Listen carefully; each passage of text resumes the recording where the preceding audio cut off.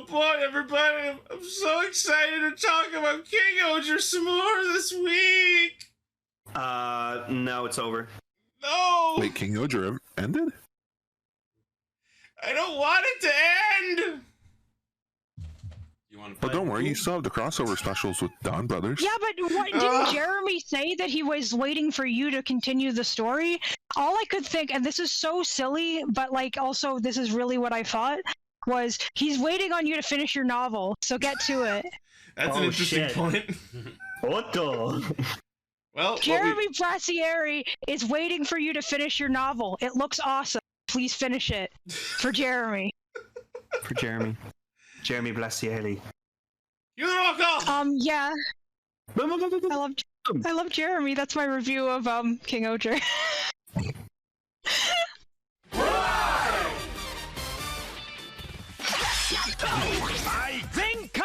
Connect. Loading. Broadcast. Perfect! Showrunning super savant. Level up! Bluecaster, super Ichi. Loudon Online. Greycaster, Robolane. Researcher of the Tokuverse. Ultracaster. Gar. Spark of Courage, the Power of Dreams.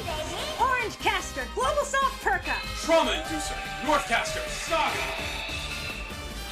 Casting, criticism, comedy, chaos!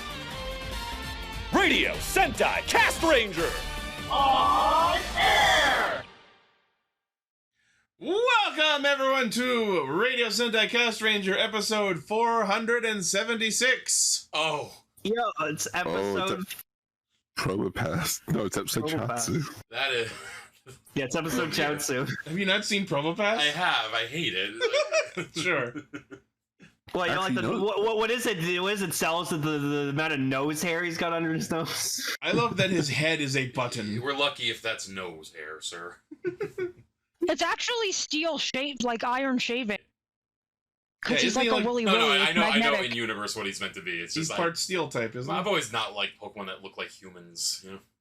It's hit Well, and miss. he's a Moe statue. He's a Moe statue. He's like a Easter Island head. This one's Every time, this one's a bad one, but last week was Gallade, which is peak design. That is true.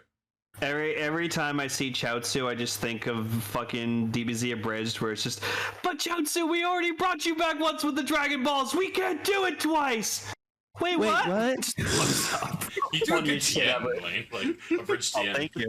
Chaozu! Don Zingba is a master. Oh no, he's great. Yeah, fuck Super Saiyans, fuck power levels, and most importantly, fuck you! Fucking so good. Oh, isn't that cute?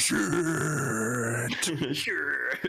Well, anyways, if you happen to be tuning in, you picked a hell of an episode because this episode, the day it goes out, is Castranger's 10-year anniversary. Oh man, I'm No, it's very not. glad I that. God The damn. 9th. That's when episode 1 came out. 10 years. Nope, 10 years. Episode 500. It's gonna be episode 500 is now the 10-year anniversary special. Damn. Will you finally Congratulations. post that thing where we read that comic? Because it's been like years. This is Yeah, the part where Gar! This is the part where Ichi's gonna say this is the most consistent thing he's done in his entire life, and he loves all of you. I said that last week. I know. Every time he does. Yeah. For real, congratulations, Someone- you guys. It hasn't been a all positive week, though, because this past week I also became Well, your diagnosed hand with injury. tenosynovitis, Oh, dear. which means my gamer hand can't game! The curse. that You were image so coming up good talking that about the, this is serendipitous. Iconic. You were so good that the universe decided to nerf you. yeah, life decided to fucking give you a Can we nerf. roll back the last patch, please? This nerf hurts too much. It's okay. I'm sorry. Version 2025, you'll get a buff. Don't worry. Like my wrist hurts, and the cream that I'm applying to it burns, and the brace that I've got on my arm is making a different part of my wrist hurt. Why is there an anime girl next to Guy? I don't understand. That's Madoka! It's Madoka. Oh, right. I've never seen Yes. Madoka, so I don't fucking know. I only know the fucking cubey thing, and the one that gets their head cut off. Like That's all you know is that there's one that gets their head cut off. Yeah, because you should watch it then if you haven't been spoiled for like the ending. Kevin had one of the funniest profile pictures on Facebook for a while where it was that character, but it was as a Lego minifigure and her head was popped off. Yeah. Well, I have to say that they actually officially, when they made the Madoka Magica movies, like that were theatrical, they had special tickets, and it had a picture of Mommy on it, and the tear line was just around her neck. I remember that. And I was so mad that they did that. Like, it was just like, no. Come on, guys. I love when companies are aware of the jokes that like their community makes. Sorry, Anyways, I just killed myself. 10 years, holy fuck, man! Like that's a long time. I have no idea how you guys have dealt with being a blob of potato for so long, but thank you for letting me stay. I don't understand how you guys have dealt with an impulsive fucking idiot like myself for 10 years, but thank you, I appreciate it. I don't know how you guys have dealt with me yelling at belt mechanics for 10 years. I don't know how you guys have held up with me being a snarky asshole. I can't believe I'm actually still alive. There's actually a part of me that feels the same way, to be completely, like, not joking. We love being alive. We love being alive. We love being alive. Well, I was going to make a snarky remark about me, but to quote Future Trunks, bitch, I'm adorable. I am the hype. Were you guys quoting? have dealt with me being adorable. That's why we brought Gar on, I've always said. The sex appeal. Yeah. For this audio podcast that doesn't show faces. Yes. Is that the body pillow? Voice, the body pillow just has no head? That's amazing. No, that's the movie ticket. Oh. That's a movie ticket. Yeah. I wonder if there's a body pillow of that character without a head. That'd be hilarious. Probably. Almost certainly someone has done that, yes. 100% guarantee. I have several myself. No, I'm just thinking of like 50 Shades of Grey with like my interests are unconventional. It just goes in the room. It's just all headless mommy merchandise.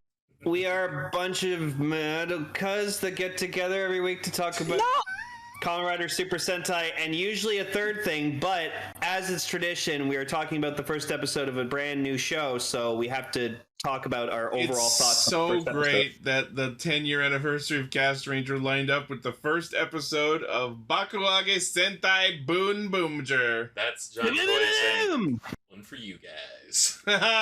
Can I bring it back to you? I was going to say it's boom time, but I feel like I feel like we would somehow get sued. Wait. Do you have it already? Oh no. My god. No. Do you have what already? Don't worry about it for now. Alright. I was gonna say, it's not Boon time, it's news time. Yeah, we got some shit to do before we get to the Boonboom. It's voting time! Well, we have some news to talk about first, and unfortunately our first one is a real fucking downer. Oh, yes. It's a body pillow and her head comes with a separate pillow. Oh, no. This is a great way. Fucking good. Holy shit. Segueing from a character's head being removed to an actual tragedy. Here we are.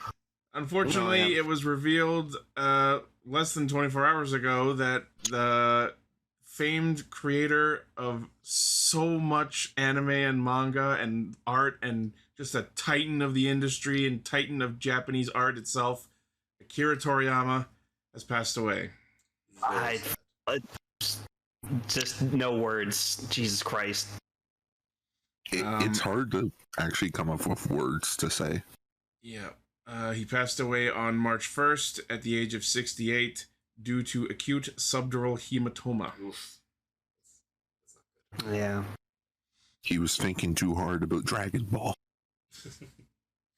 I don't know exactly what caused it, but he was still working on projects right up until the very end.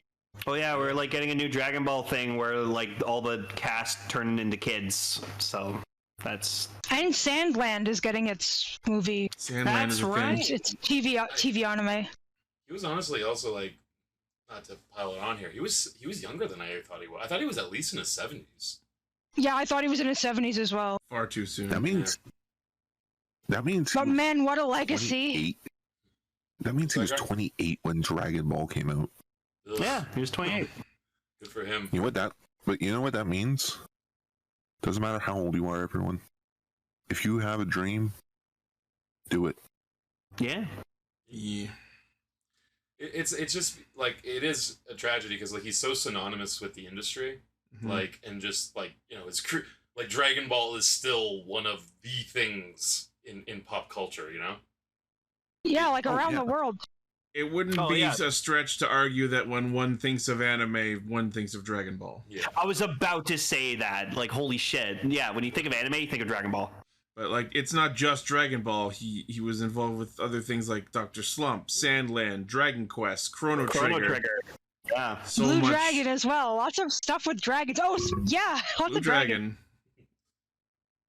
And yeah, no, just like he had a great way of bringing like a fantasy fun element to what he did. Like, I'm not huge on Dragon Ball. I've never made any like any illusions about that. But like, I like the original manga. I think it's cool. Like, especially for when it came out, and just I just remember how satisfying it was as a kid during recess, just fucking yelling out the Kamehameha. It was just such a satisfying fucking thing to do as a kid. I remember thinking that Vegeta's name was the Cheetah. I think I already told you that. If you want to see something like, if you want to see something heartbreaking, definitely check out the Oh my god, no, don't talk over that. That was such a comment. I'm sorry. No, I mean, no, what I'm saying is what you said was so good. Oh. Sorry, that was so perfect.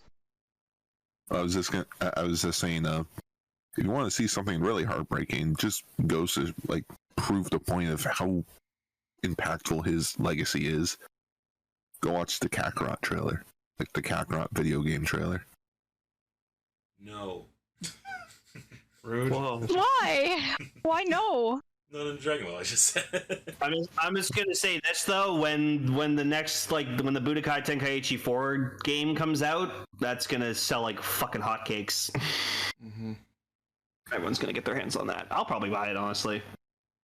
Wasn't it because of Dragon Ball, like it reshaped the idea of like tournament arcs? Or like it was the birth of tournament arcs? I would not doubt it. Dragon Ball probably wasn't the first thing to do that, but it definitely brought it to the mainstream. Yeah, Like, I don't know if That's it's the first, but it's definitely one of the first, Like, and again, one of the best. There's a lot, like I was saying, like there's a lot in Dragon Ball and Dragon Ball Z especially that has been done before, but he just found a way that it reached everyone. Yeah, I think a part of it is his art style. Like his art style is both a great combination of cutesy and cool. You know? It is. It's great and very expressive. Yeah. Oh yeah. Well, you are not. There's no wonder that he does character designs for so many things. Rest in peace to a great man who has left an undeniable legacy upon the world and art itself. Yup. Yeah, this world is not gonna be forgetting his worlds anytime soon. No. All right, moving on to some other news. There was an announcement from the Kamen Gotchard Twitter account that there will be a spin-off series released along with the Gotchard Blu-ray sets, and it is called We Are Class 3G in brackets Gotcha. Oh no. So I guess it's about their school lives, or maybe it's some sort of alternate thing. I think Or maybe it's about how they have really bad quality internet. Never mind. Never mind. It's completely not main story. It's in this spin-off. Oh my god. The main cast are students of Gotchard High School with Atropos as their homeroom teacher. What? What? Oh, what? But look, Sabimaru has a puppet instead of his tablet. That's gonna be hilarious. I immediately So this is flashback into basically Itoya like from that. Kiva. It's like that Demon Slayer Academy spin-off manga. And also, there was a Final Fantasy XIV spin-off manga where they go to high school. So this is Also, meant to be, there like, was one for Attack on Titan. So that's just a thing they do. Yeah, no, like this is obviously like supposed to be funny, right? I love that Spanner's like a weightlifting muscle jock. Yeah. You just played a Muslim. And I was just gonna be like, how do you know? I like each of them is legit like a Japanese school stereotype. Yeah. That's so funny. That's fucking who's great. on the far right there? I think that's Hotaro. Minato. No, on the far right. Hotaro's in the middle. I think that's Minato. Oh, okay, yeah. I'm like, where's Kaji? Yeah, okay. He's like, oh, he's in the back. Kaji's in the back. Rine's beside Sanemaru. Rine is rocking the pigtails. Oh, yeah. Just Clotho in the back. This looks like an anime adaptation. Right? This is, you know what this is gonna give me, like, it reminds me of? It's that it was like the Q Ranger school mini specials. Yeah. High School Wars. Oh yeah, that was so fun. Like we were saying, that's just a thing they tend to do sometimes with the stuff. Is like, what if the characters were in high school together? Yeah. Well, except they actually are. From what they did with Geats and I guess with Gotchard, they're not doing supplementary material now. For the Blu-ray miniseries. They're just doing like funny little antics. Yeah. Because I somewhat watched the one for Geats, and by somewhat I mean I got to watch the last part because for some reason that was the only one subbed. They're gonna say, and by somewhat I mean I watched the whole thing. We found out Michinaga apparently has some daddy issues. Oh yeah. Which Gotchard character is Mr. Butler, Sean? I actually don't. I'm gonna go with Sabimaru because he has his robot AI. Yeah, he's a robot. Yeah, I guess. Yeah. So this is in this spinoff. The main cast of Gotchard are now students of Gotchard High School with Atropos as their homeroom teacher. Spinoff being written by series co-head writer Keiichi Hasegawa, directed by Koichiro Hayama, who did the Revise the Mystery, which is a previous side series special. That was fun. It'll be a 2-episode spinoff. And apparently this spinoff will have a special screening event in Japan, which you have to apply for a ticket lottery to get. Interesting. Oh, okay. Why not? That sounds like an evil organization plan thing. Yeah. Congratulations, you won a ticket. Oh boy, you go to the screen, they just brainwash you. It's Hotaro's Declassified School Survival Guide. Oh, there's a name I haven't heard in a while. That show. Wow. Alright. Also, I saw this. Age Mutant. Oh god. Thanks. I also watched the SNL skit. Next, we got our first look previewing the upcoming addition to Kamen Rider Outsiders, revealing that our old buddy Dan Kuroto is getting yet another new form. Oh, it's goddamn. So, previously he had Genmu Muso, which was an action gamer version of Muteki, and now he's getting a zombie gamer themed version of Muso, which is called Hyper Fumetsu Gamer. I guess this explains why they just did the re-release of the Gamer Driver. Yeah. Dangerous. Which Fumetsu. You guys talked about that last week, the week before? A little bit, yeah. Dan Afton. I'm kind of interested in buying it because I sort of miss my Gamer Driver. I still have mine. I always come back. I also still have my Buggle. I have the Gamer Driver, I have the Buggle Driver, and I have the Buggle Driver Zawai. I have all 3 belts. But why? Because it's better. Well, they're both good in their own way. Good in their own ways. You get that fast. Yeah. So, Kuroto Dan stands up, confronting God as Kamen Rider Geats Sumuri, the goddess of Genesis. Kuroto transforms into Kamen Rider Genmu Hyper Fumetsu Gamer. What will happen with his confrontation with Kamen Rider Zane? And what is this third singularity? I'm pretty sure I know what that refers to because I saw in rumored posts that there is apparently in this new arc of Kamen Rider Outsiders going to be Kamen Rider 03. Oh, okay. Okay. Yeah. I just expect like an inverted version of 01. Yeah. 03. There was also an image where we saw Kamen Rider Ultimate Vice. I'm thinking that might have just. I think that might have just been Zane using the Revice card that summoned him. Yeah, and then because every time he uses a card, it shreds the Vice card. So it's like, you bastard. Well, See what you're doing, Toei, you fucks. I made the joke. Making people buy a bunch of them so they shred them? No, because Vice died. Oh, I wasn't even thinking. No, I made the joke in the group chat where I saw the screenshot. It's like, is he actually dead though? Yeah. Yeah, he's gone. Not in our heart. But now because of the Gates movie, Icky remembers Vice. So. Yep. I guess that's better than him not remembering him, but also I have a feeling that at some point he comes back. Yeah. I know. Look, Kamen Riders, like Marvel heroes, never truly stay dead if they can make some kind of money off of them reappearing. That's unfortunately true. I kind of want Vice to stay dead. Yeah, I also because it's just if you. I know it makes it not meaningful anymore. Maybe we could have like a Vice 2, like a baby Vice, like Weebo, like Weebo and Weebette, like a Vice-like character. We did that in the Geeks Relays movie. Yeah. Bice. Geeks movie. His name could be Bice with a B because it's pronounced the same way in Japanese as Vice. But then they'd have no way of differentiating it when spoken. But Lammy and Rami from Jammer Lammy somehow can do that, so there's got to be like an accent or something they can put on it. Twice. So yeah, episode 5 of Kamen Rider Outsiders will be premiering May on TTFC.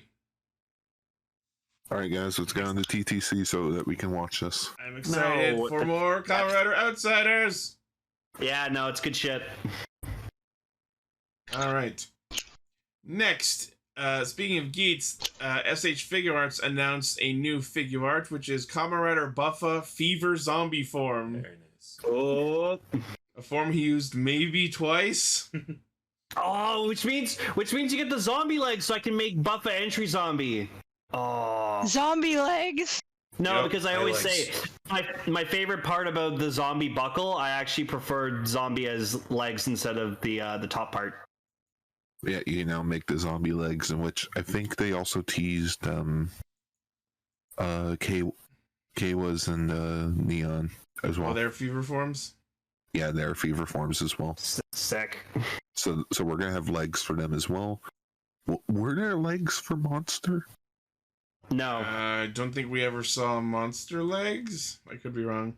I like that this lets him use fucking double chainsaw swords. Yeah, it's cool. Yeah. I was saying to you guys the other day, Buffa's literally the only thing I remember from Geats. Valid. We need a figure art of Buffa Jamato form, and then I can make Buffa Jamato Zombie, which is the coolest Buffa form ever. We did have a fever monster. Okay. Well, yeah, fever monster was a thing, yeah, because when they all did their fever forms. Or not fever monster. Yeah. Boo. Oh, Vice monster. That's right. Yeah. So we're probably going to get that as well, somehow. I didn't think I was going to miss Geats, but I kind of do a little. I don't know, whenever I think of Geats, I just think of how Lane and I walked past the Samuri cosplayer at Fan Expo. Yeah. Oh, that's cool. Yeah, I did see a Samuri cosplayer fan. There was a Samuri cosplayer at Fan Expo. Which one's he? I still kind of want to make woman. Yeah. I still kind of want to make a Kekara. Like, just like a little Kekara statue, because they never made one. I like they made these fever forms just literally as an excuse to go, okay, here's their main forms, but like as fully full suits. Full suit. I really like Fever. I really like the the actual buckle. Fever. I remember the other thing I remember from Geats now. That if I got a wish, it would be for a turkey sandwich on rye. Oh, that's a reference. Yeah. I understood that reference. Oh yeah, the turkey's a bit dry. The turkey's a little dry! Damn you! Anyway, so if you want the Buffa Fever Zombie figure, it's premium Bandai web exclusive 9350 and releasing in September. I'm okay. Nah, I'm good. Hey kids, can you say go fuck yourselves? Wow. No. I have Japan. So needlessly aggressive. No, there's something about this that shouldn't be Tamashi web exclusive. That's just like I get it. Like people don't want this to be a retail thing because it will be, it'll clutter shelves. But it's still no. Gar, what would you have them What a do? compelling argument. Well, Gar, you That's go up there work with for Lane's defense. I don't know if you're gonna do this. Do it as like it sounds weird to say. Do it as a leg set.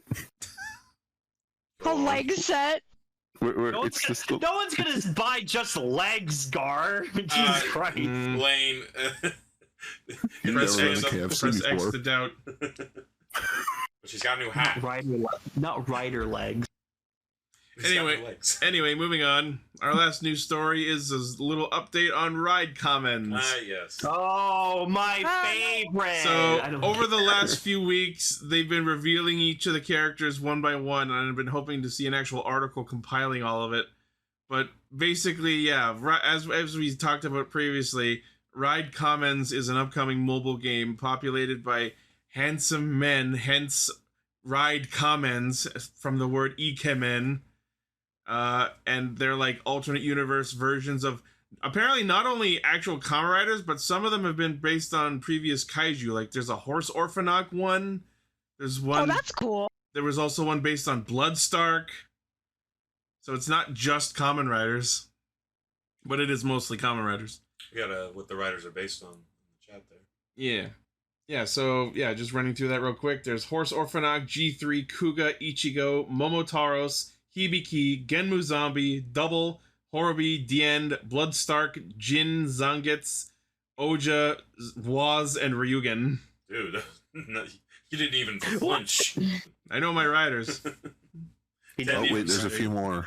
There's a few more. Zubat, Meowth, Onyx, Geodude, Rapidash, Magneton, Snorlax, Gengar, Tangela, Goldeen, Spearow, Weezing, That's all, folks. That's slow, bro. To ride all the Kamens is my destiny. Ichi, make that video. Whoa. Make the Kamen Rider Kamen Rap. I mean, it already exists. It's George's fucking rider system song. You do another. Yeah, but he just did the title and secondary riders. You could do all of them. Name them all. Oh God! You gotta do it in the George accent too. There's so many that Hibiki didn't tell us the names of. We're gonna do it anyway. Just do the on-screen ones then. Anyway, so Ride Kamens posted a trailer updating with some more info about the game. Basically, each of these Kamen Riders is split up into like several person teams for different districts of the city that the game takes place in, which is Nijigao City, a place where nature and civilization are in complete harmony. However, the city hides a secret, an evil society known as Chaosism. Chaosism? Stressionism is bad. If Dr. Ian Malcolm turns out to be the villain of this piece, I'll be very upset and happy. No, I am actually surprised that he hasn't ended up as a villain in Jurassic. I guess he kind of sort of was in the second Jurassic World movie, but he also was barely in it, so... Yeah, like... One day, the protagonist learns of the existence of a certain Kamen Rider who lost his memories due to the body modifications made by Chaosism. Oh, and I also want to point out, so we haven't talked a lot about the names of the Kamen Riders, but except for maybe one or two of these, all of them are the same, like their rider names are the same as their civilian names, and I fucking hate it. Oh yes, that's your... Like the Ichigo looking one. The Ichigo looking one, his name is Saigo Mikami, I believe, and his Kamen Rider name is Kamen Rider Saigo. Oh, it's your favorite. Yeah, so there was a trailer put out where you get to see Saigo's henshin. The way it works is they've got these belts that have no like interactable bits on them, but then they put on a ring on their hand and then interact with the belt wizard style to do the henshin. Okay. See the blurb on this? Yeah. You, the main character, have inherited the role of an agent from your late father by supporting the Kamen Riders. You must change the predetermined destinies of 16 Kamen Riders, all of different ages, occupations, beliefs, and self-individuality. This also includes the fight to restore their memories. The Kamen Riders that you will encounter are grouped into 5 different class groups, each with their own primary area, which are Justice Ride, residing in the Education District, Mad Guy in the Industrial District, Slam Days in the Entertainment District. That's what they call me in college, baby. Wisdom Thinks in the Commercial District. Can I change my name? And Tower Emblem residing in the Corporation District. I'm never gonna get over Wisdom Thinks. I wonder what Wisdom thinks. Detective Wisdom thinks. This is that thing where it's a Japanese game, but they're using English words to sound cool. Yeah. The same way in English culture, they use names and words of other languages to sound cool. So in the end, we're all truly frauds. We're all truly weebs. Yeah. This sounds too Westaboos, I've heard people call them. Sorry, what was that, Emily? I've heard Westaboo before as a name for the reverse of a weeaboo. Oh yeah. Kojima is a Westaboo. Yeah. He is. I was listening. Where 65 as well, and that's what led to him making amazing stuff. I was listening to an episode of Castranger where we were talking about Vernage and questioning how she could speak Japanese, and Ichi just went, "Yeah, I speak the Nihons." No. Fucking so funny. So my Japanese is all that rusty. Seems racist somehow, but I don't know in what way. Space. Yes, Gar? Not enough actually. Gar, were you saying something? Oh, I was just making a Steve Martin reference. Just my Japanese is a little rusty. Steve Martin said that one? No, Raymond Burr as Steve Martin. This is getting too complicated. Oh, he means not the actor Steve Martin, the character Steve Martin from the original Godzilla. Godzilla, yeah. Okay. Oh! It was in the 50s, it was before he was famous. I forgot his name was Steve Martin. Alright. And then in the 80s movie where he made a comeback, but Steve Martin was a popular actor, they just call him Mr. Martin. Yeah. Mr. Martin. And then he went on to make some books that he hasn't finished. Oh. George Harvard. Yeah. Okay, that Steve R.R. Martin. Ray R.R. Martin. But no, this Ride Commons thing, it sounds way too complicated. I don't give a shit. It's a fucking mobile game. I don't give a shit. Yeah, it's a mobile at the end game of the day. They put too much shit into this. You know what they could have done? They could have made an actual fucking game. Yeah, this sounds like it's going to be a gotcha game where you try and roll on obtaining each of these riders. I think that it's probably a riff on Twisted Wonderland, which has done absolute gangbusters. Oh boy, I can't wait to see cosplayers cosplaying these characters. No, I didn't even think of that. You're not wrong. You're not wrong either. Is that bad somehow? It's not bad. It's just I've just never been a fan of mobile games, and I just I look. No, not that. The cosplay. Oh yeah, no, whatever. People can play this. That's fine. People can cosplay whatever the fuck they want. This is gonna sound real bad, but these outfits to Kamen Rider give off the same energy as fake gamer girls cosplaying video game characters. You know what I mean? Yeah, you know what? I get what you're saying. This feels like an excuse for cosplayers who are very handsome to show their face. Yeah. Lane, you know what this reminds me of? And a lot of people in the chat may recognize this as well. Guys, oh no. Oh, hang on. Sorry, that was not in response to anything anyone said here. Oh, I was just saying. We're just trying to not die to giant. Yeah, the manga suits. I feel like this is just Toei trying to be like, hey, let's do what Super High is doing. Make not Kamen Riders. Yeah, but these are better. It also is funny because it's still the same concept of what if we take something but make it different. I also am laughing at this conceptually just because you know how there's been all that kerfuffle about Master Chief in the Halo series. You can't relate to his emotions if you don't see his face under the helmet. And now it feels like Kamen Rider's doing the same thing. I think we've kind of moved away from the point of the mask. Yeah. Oh no, yeah. This is straight up what Hollywood would. I think I already said this before. I remember the Power Rangers movie. They did that. These designs look like what Hollywood would do for Kamen Rider. Yeah, and yeah, you're right, Emily. The 2017 Power Rangers movie did that where even after they transformed, their masks were open for half the fucking time. Yeah. That was weird. Didn't like that. Yeah. I did enjoy that movie, but I think the enjoyment came from watching it with everybody. Yep. Yeah, that was fun. And I remember when the Go-Go Power Rangers started up, everyone started cheering in the theater. Yep. But yeah, so like, it's an interesting idea, but I don't know how well this is gonna do. He said that with the air of he said that with the air of, it's an interesting idea. I just don't give a fuck. Kind of. Yeah. I don't care. It's not meant for you. Yeah. No, that's exactly. Yeah.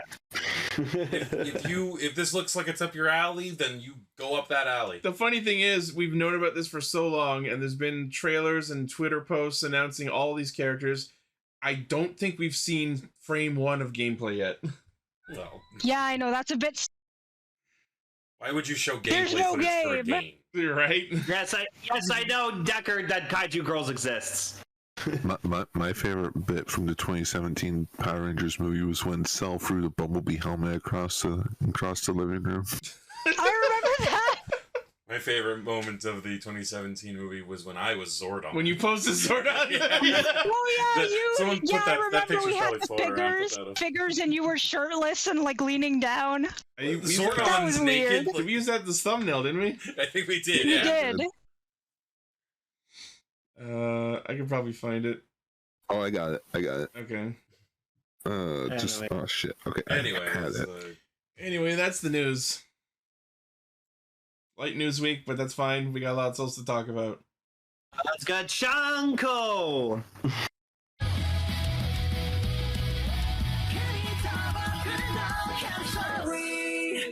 I love that the opening shot of the episode is Garyon going, "Look at my cards, aren't they neat?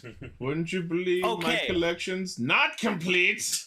I don't know why, but when like not the debut fight of Iron Gotchard, but when he like henshined later in the episode and I was watching him fight, I don't know why, but just like the suit looked like 10 times better for some reason. I just was really drawn to it. It was just so shiny. Mm. I love this suit, man. It's fucking great. Train arms and everything. It's my turn to get ahead of the game a little bit, but I think my favorite part isn't about the suit itself or the henshin. It's the fact that when he ran at Dredd, it made train sounds. Yeah. I liked that too. That's actually kind of funny. That felt like Also, I never realized. Hold on. I never. Oh, go ahead, Sal. Both these episodes actually did that, where they used like vehicle sound effects, like with motions. Which Yeah. I like that. That was interesting. I was just saying, I didn't realize this until now, but I love because like Nobuyuki Hiyama voices like Steamliner / Tenliner. Yeah. I like when the belt goes Gachanko, you hear Hiyama also say it, and I was just like, why was that so fucking awesome to hear? Because Hiyama is awesome. Mm-hmm. Yeah, that's true. I've met the man. I've also met the man. I took a picture with him and then lost the camera. Oh shit. No, that's terrible. Yeah. It was us doing the double henshin pose too. Oh. Lost the camera, so now you can never prove it. Yeah. No, that Hisatsu was fucking sick. He like shot he shot one of the train arms and then shot the other train arm into the other train arm that was already ahead, and then just he had his trains do a pincer attack, and then Dredd just like did some fucking weird spider acrobatics to try and stop it. Who would win, Captain Tube Hands or Captain Train Hands? Captain Train Hands, obviously. I think Captain Train Hands is the evolution of Captain Tube. Yes, he's like the next form. Sorry, guys. I kind of want to see Kamen Rider Cardboard Gotcha. Where it's just him as Captain Tube Hands, with the tubes on his hands. Yep. I want to see that. A Kamen Rider that's just like, he looks like a cardboard box, like his suit. Kamen Rider Nintendo Labo Edition. Yeah. Jesus. Remember that? Yeah, remember Nintendo Labo? I just randomly thought about it the other day too.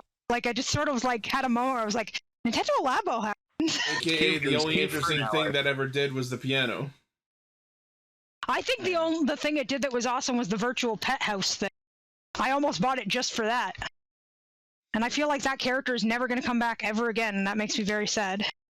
But yeah, so we get the debut of Iron Gotchard, and then they defeat Warp Terra, and then Tenliner de-digivolves, and then all of a sudden, fucking Fuga is here. Renee's dad is just there. No, shows up again. He just shows up out of nowhere. That to happen. He just shows up out of nowhere, hugs Rene, and goes, "Sorry for abandoning you, daughter, for 10 years. Hopefully this 5 minutes we spend together makes up for all of the absent parenting." I did not think he would ever appear again, so I am quite surprised he not only appeared, but appeared very suddenly. No, and this is why I'm kind of thinking, because Garion's the current villain, but I feel like because he showed up, like Fuga showed up out of nowhere, that's very sussy. So I'm like, you think Fuga's gonna become a villain?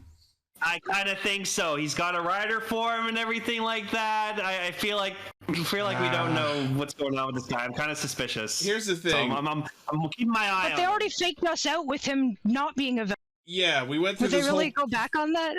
We went through this whole plot of where he was supposed to be like a betrayer, and then we found out Garion orchestrated all that. So Fuga being in the clear is a thing that we're dealing with now. So for them to backpedal on that and make him actually a villain doesn't seem like the best move. We'll see. And yeah, there's the Zordon thumbnail. Yeah, and so we learn a little bit about what Iron Gotchard is. Apparently, in place of having a second card to alchemize with, Iron Gotchard alchemizes Hotaro's body itself with the other Kemi. And it's so illegal that it causes him bodily pain.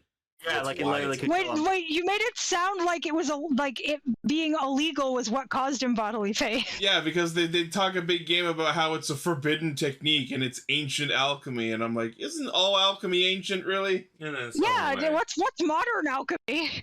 Well, maybe it's like because you're breaking a law of alchemy, but that's like breaking a law of physics, so it's technically illegal. Oh yeah, I guess.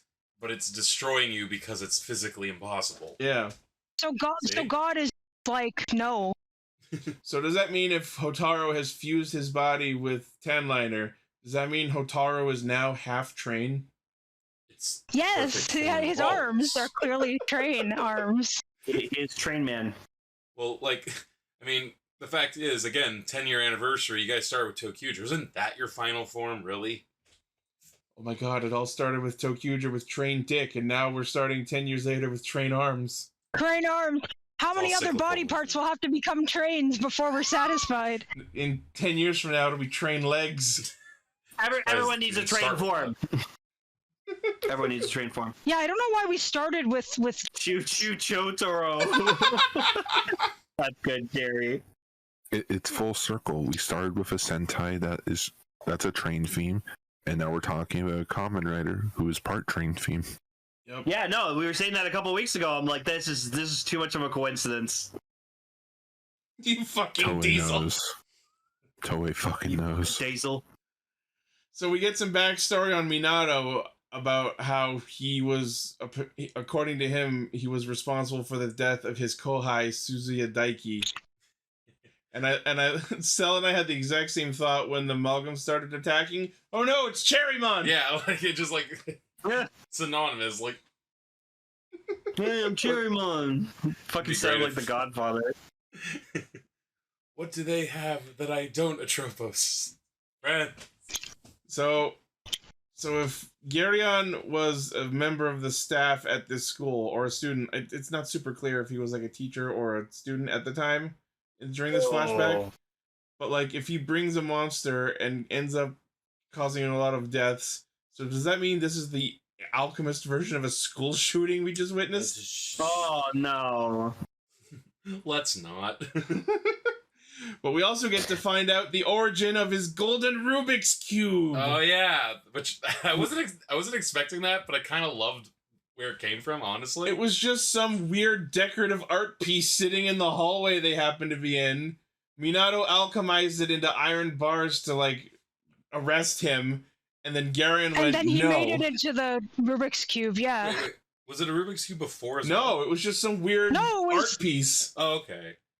Okay. And then it turned into handcuffs, and then he made it a gold. And I think what they were going for with that, like, and the Rubik's Cube is just, I'm sure, meant to be just a fun little visual. Yeah. But, like, I think what they're going for with that is, like, that's, like, apparently the whole point of alchemy, to be able to turn a base metal into gold. Yeah. So into gold, yeah. Yeah, that would be, like, the highest form of alchemy, like... But I'm wondering if this was just, like... It has more to do with the gold than the Rubik's Cube. I'm just wondering if this was just a random meaningless art piece in the hallway, or if, like, 10 episodes later we're gonna go, oh no, that thing that was in that hallway was actually, like, the super special source of power all along. Could be, maybe. It's just freaking... It's just... Girion, are you the traitor? Of course not. Would I lie? It turns out that Gurion is innocent. The real villain is the Rubik's Cube. Imagine the Rubik's Cube was the sentient fucking villain. Oh, it'd be amazing. That's what I was thinking. Like, that would be so stupid, but also, like, kind of amazing. And then he kills... It would be like in Full Metal Alchemist, where the final villain turns out to be a thing in a flask. Just saying. I was just gonna steal a joke here for a moment. Just, one of you will betray me. Spanner asks, "Is it me?" "No, it's not you, Spanner." "Is it me?" "No, it's not you." "Garion, is it me?" And the main character looks at him and goes, "Is it me?" Oh, Robin. But I think another thing that I loved is like, so he creates this golden Rubik's Cube out of nowhere, and then, like, starts folding the sides of it, and that apparently does some sort of alchemical magic that just flumps fucking Suzuya into ceiling, floor, wall. I love that. I was like, if the whole reason for this was to have that shot of him, like, just Rubik's cubing someone to death, because that's what happened. Yeah. I'm in. And then I'm in. I'm sold for the... And then he just made all the other students just fucking fight themselves, like, fight to death. Just like, here, have a sword, kill each other. Why are you punching yourself? Yep. And it's just and I know this is not the thing to dwell on, but, like, I was thinking about the fact that he got them all to kill each other, and it's just like, you know, eventually there was just going to be one left who won over the second last one, so what happened to that guy? Well, assumedly... Student Battle Royale. PTSD, post-traumatic... #1 victory royale. No, Ichi, they gave that one guy who he knew would win the poison blade. He shouldn't have licked it. Oh, there you go. I remember that. I don't know what that's from, but I like the image. Shouldn't have. Yeah. It's technically from Dune originally, I think. Is it? I'm pretty sure Fade Ratha had a poison knife that he licks. Wow. Huh. Maybe just in my face. No, but it was like someone posted on, like, Tumblr a million years ago. It was what is this, the Japanese Monty Python, the Holy Grail? Yep. Yeah. So as we go through this flashback, we learn that this is the reason why Minato has been working under Garion. He's being a man on the inside and trying to keep all of the protagonists away from Garion because he doesn't want any more students to die on his watch. Which, you know, like, which is very character noble. Fair. Yeah. But then I love that Hotaru probably did the most, like, badass thing ever so far, where he just, like, shows up on, like, with Steamliner, and, like, you know, he's still, like, kind of injured and stuff, but, like, he's just like, I don't give a fuck. He's like, I want to protect my friends, and I want my teacher back. And he just, like, looks me down. He's like, if I have to beat the shit out of you to get you to come back, I'll fucking do it. And I was like, what a badass. So fucking cool. Do I have to kill my teacher? Do I dare live out the Japanese dreams? No, come on. That sounds like one of those, like, 90s. That sounds like one of those, like, 90s, like detective, like, kid novels. Do I have to kill my teacher? It does. Like, my teacher an alien, or, like... Oh yeah, I mean, like, my gym teacher's a werewolf. Yeah, those, like... There was a lot of people at school being supernatural entities for this whole genre, I guess. Kids.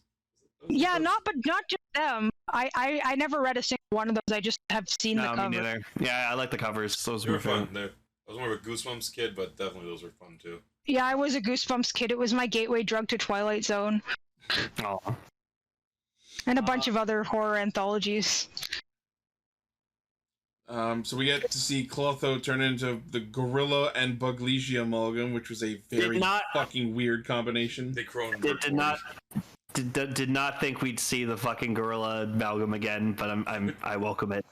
Right? Like fucking fist face. You got a fist for a head. Like how the fuck can I say no? It's peak design, man. What can I say?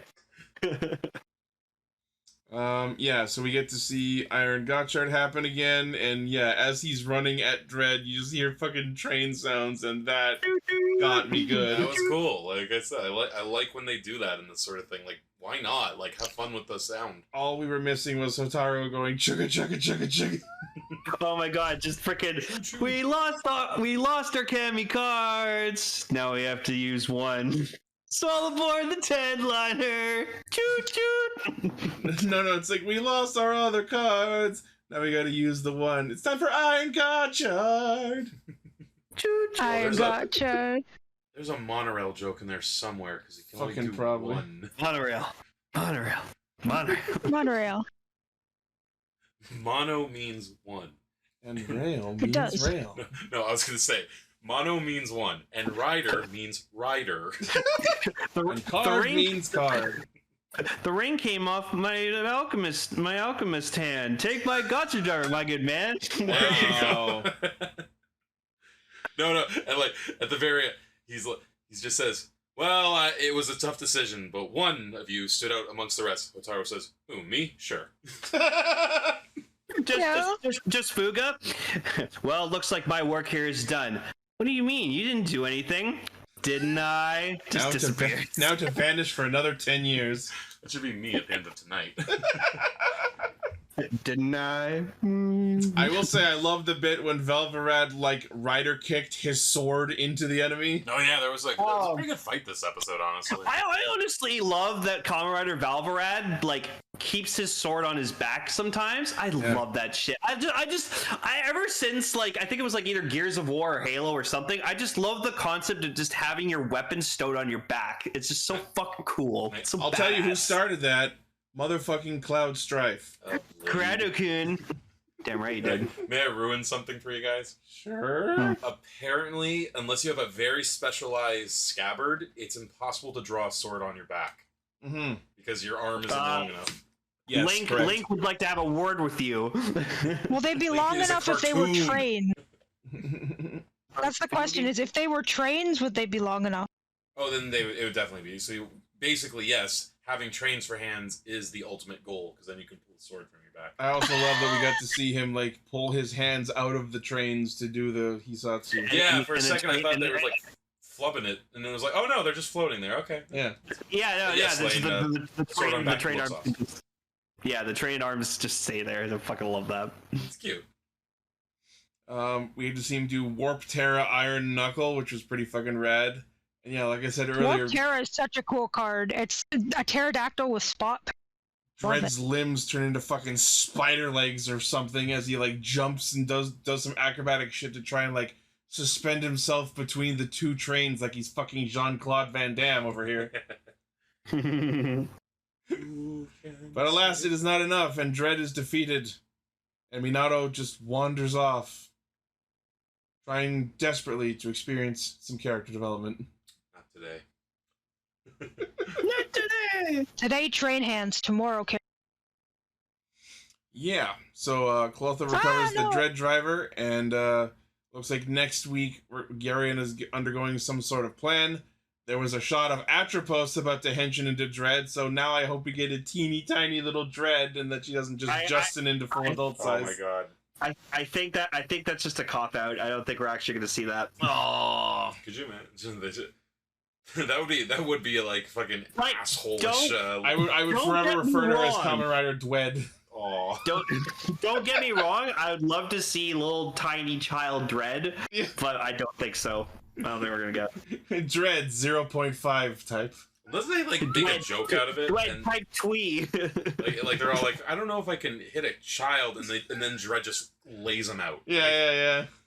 It's just a dodgeball when Vince Vaughn fucking hits the Girl Scout with the ball. Why would you hit a girl? I'm so sorry. Yeah, and then she just retaliates. Right. I'm picturing it more like when Austin Powers fought Mini-Me. Oh my god. No more, I can't take it no more. more. I can't take it anymore. And also debuting next week is Fuga's Kamen Rider form, Kamen Rider Habam, because it's using the Anohana and Giga Baham card. Looks cool. Pretty fucking So cool. it's Black Hole plus Bahamut. That's pretty. Jesus Christ. Busted. That is pretty pretty out the edge. Yeah, the rumored name is Kamen Rider Habam, but when I first read that name, he's Kamen Rider Habam. No, I'm just thinking about the dog of wisdom, you know, hop-a-ba, hop-a-ba. God damn it! You're gonna set Gar off. Well, no. Fuck. We're doing this for the rest of the episode. Fucking Looking God. at the suit, it reminded me of Dark Ghost Napoleon Damashi. I was thinking Kamen Rider Sorcerer. Napoleon. I fucking love that. I will say that the aesthetic vibe that Kamen Rider Habam is giving off is not helping the avoiding becoming the final villain idea. It does look kind of Dark Rider-y. That's what I mean. Like, I'm like, he shows up out of nowhere. He has his own rider form. I'm like, I don't know, man. Just how many fucking copies of the goddamn Gotchard driver is this show gonna have? Jesus Christ! Quite a few, I would say. Zero Yeah, one. it would be cool over. seeing that guy and Dread fight together. Yeah. So you never know. Oh yeah, Dread Type 1 still slaps. I fucking love that suit. Yup. Dread Type 1. Yeah, that's what I think Unicorn, too, so Ataro. $50 says the final boss is Ataro's dad. That'd be interesting. that would be. I don't think we're ever gonna see the dad. No, we will for sure. Let me see Gotchard Daybreak They wouldn't again. tease though. us this consistently and not show him. Here's the thing. If it was just a literal picture of the family, I'd say yeah, he could be dead. The fact that they're not showing his face in the dead picture, that means something. Yeah. When the fuck is Legend gonna show up? I miss my boy. Oh yeah, that's the When are thing. they gonna get the Bone Factory? When do we get to the ride? This is the ride! You turned my boy into a Kemi! Damn you! A Kemi! I never expected Ichi to make a Fairly Odd Parents reference. Why? We all watched Fairly Odd Parents. Yeah, you watch Fairly Odd Parents. 2 wrongs don't make a right, but 3 rights make a left! You do a decent Cosmo. Well, yeah, it's just Darren. What the fuck? Darren Norris. That's his last name. It's the voice of Yeah, fucking Oh, look, Pyros. a Ceylon Lard. He was also in Ned's Declassified School Survival Guide as the janitor. No, you want his best character? Not Crosshairs. Knockout. Transformers Prime. Oh, Hell yeah. I knew it was going to be Transformers. All right, well, that's Gotchard, and now it's time to get into our brand new Sentai. Boom, boom, boom, boom, boom, boom, boom, boom, boom, boom. Mono. Damn it. Bakuage Sentai Boonboomger. So fucking fun. It's so fun. I still think the name is stupid. No, it's so fun. I was charmed. Honestly. No, I do have some slightly upsetting news for everyone, and it is that I wanted to not miss this episode for several reasons, but unfortunately, I could not get to watching Boonboomger episode 1. So, like you said, I am in the back seat now, and I want you guys to baffle me as much as possible with the out of context things that you say, and then next week I will know. All right, I will- so I will. it's like a Sentai, but they've got tires on their faces. No, not no, it. that I already knew. That I already knew. Okay. That's really about it. So- It still baffles me. Also, one of the villains is a tiny little baby car that turns into a giant car. I love that. And I it just kind of love has the that. I'm most not gonna lie. terrifying face I've ever fucking seen. Okay, so Emily, Yes, you know of the anime Pokemon, right? I know of several things called Pokemon. Okay, but do you remember the original anime of Pokemon? Yes, she probably does. Okay. Imagine, you take the 3 villains that we have and think of them as Jesse, James, and Meowth. Oh my god. Villains are literally Team Rocket as alien robots. It's kind of uncanny. Wow. I don't want that at all. No, guys, legit. Take like iconic bickering between like Jesse and James and put it over their designs. They didn't really. Do you not hear those voices? I mean, the series is young. Yeah, maybe that's where they'll go, but we'll get into that in a little bit. So, the episode starts. What else? With a shot of a car driving. Yeah. Nice car. It's a 2018 Super Rocket, I think. Which is appropriate given what it does in the episode. So rockets. It rockets into the sky. Oh my god, you can see the spine. Oh Jesus. Wait a minute. I just like rocket. Rockets explode. So we get introduced. God, I remember. We get introduced to our Red Ranger, Hondo Taya, who drives up to a church and promptly steals the bride from a wedding. Like, and my reaction to this was, this is the right show, right? What is happening? My reaction was, oh, I see we're getting the wedding episode out of the way nice and early. This long man. So basically, it looks like so we get introduced to Mira, who I love her so fucking much. She's but it's so just Asuna from Ryu Soldier again. No, but better. Ow! Do you think that what if they meet? That would be great. Just I don't know what it is, would be man. Too much if they met. I don't know. Like, would it break the universe? But just she's so fascinating. She's like, just I don't even know how to describe it. But I love her so much. Imagine Haruka from Dawn Brothers, but a bit more tamed. Yeah. I actually think there's like an interesting angle with her as well, though. Yeah, so apparently, I'll get into it in a bit, but just we find out that this wedding is not what she wants to do. I guess it's an arranged marriage. We don't get the full story behind it, but the gist of it is she was forced to marry this dude who's like the son of the head of his Yakuza crew, the Aoi family. That's like the implication, yeah. Yeah, they don't explicitly say it, but they give off the vibe of like a family of crime, of like criminals. Yeah. Shotgun wedding. I honestly hope that the Aoi family are recurring villains in the show. I loved their energy. There was something fun with them, although we did see them blow up. They were promptly blown to smithereens. They blew up? Yeah, but like in like a fun like not literally. They were alive. We saw them like go flying as their vehicle was destroyed. Okay, so it was like a cartoon type, not like blood and guts everywhere. There's the screenshot. They just went flying as Yarukar just drives right through them. Yeah, it's a very cartoon. Like the whole like energy of the show is cartoony. So like it's cartoony as fuck. It's got a lot of style, and honestly, the best and worst thing I can say about Boonboomger as a whole going forth, the overall vibe that I get is after 3 years. We are back to a by the numbers Sentai show. Yeah. So many ways. All these very strange ones. It's great though. I welcome it so much. It's fine though. Yeah. Like everyone needs to fucking. I'm sorry, but everyone needs to fucking sit down and remember. This is a show for kids. Yeah. What's your point? Children's. It's for children. We saw their my favorite set going into us being like our 10-year anniversary. My favorite Sentai series still to this day is the one about trains and their children. So, spoilers. Yeah. You made it sound like you meant trains and the children of the children of the trains. Yeah. That's like Thomas.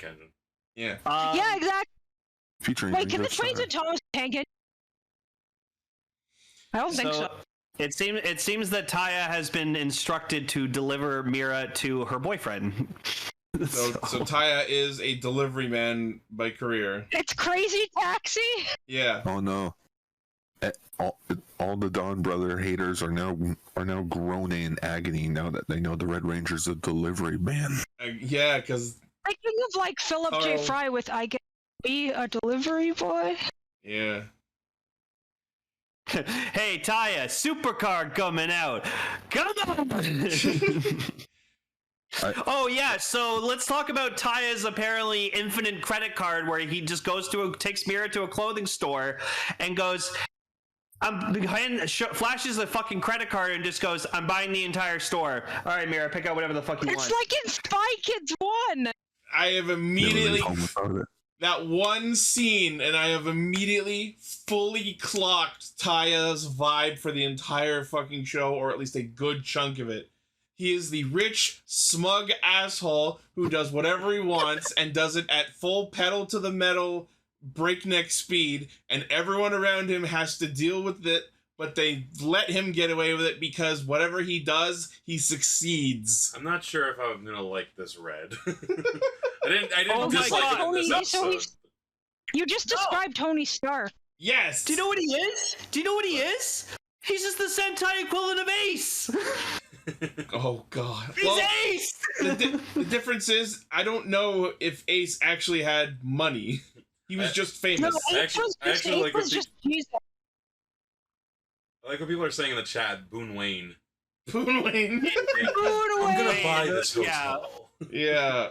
Completely unnecessary, completely detached from normal reality or sensibilities, but not giving a fuck and just pedal to the metal, full force forward. Yeah, and he's doing it with the cool about it too hair, like, you know. Yep. And he is skilled, like, give it like. So again, in the terms of like back to basics, this might be back to basic red. So. Yeah. Oh no! If this was a basic red, he'd be screaming, he'd be acting like a man-child. There's two reds. There's two kinds of basic reds: the ones that are screaming and the ones that are stupid. Yes. No. There's three. Well, okay. You know what? There's a pie. There's a pie chart. There's a Venn diagram. All right. There's a Venn diagram here. You got the annoying ones like Takaharu and Lucky. Mm-hmm. You have the over serious ones like Patra and Ichigo and Boken Red. And Takaru from Shinkenger. Yeah, and Takaru from Shinkenger. You have the innocent ones like Jewel and Alata. You have the I am the star and focus on me. Taro. Gira.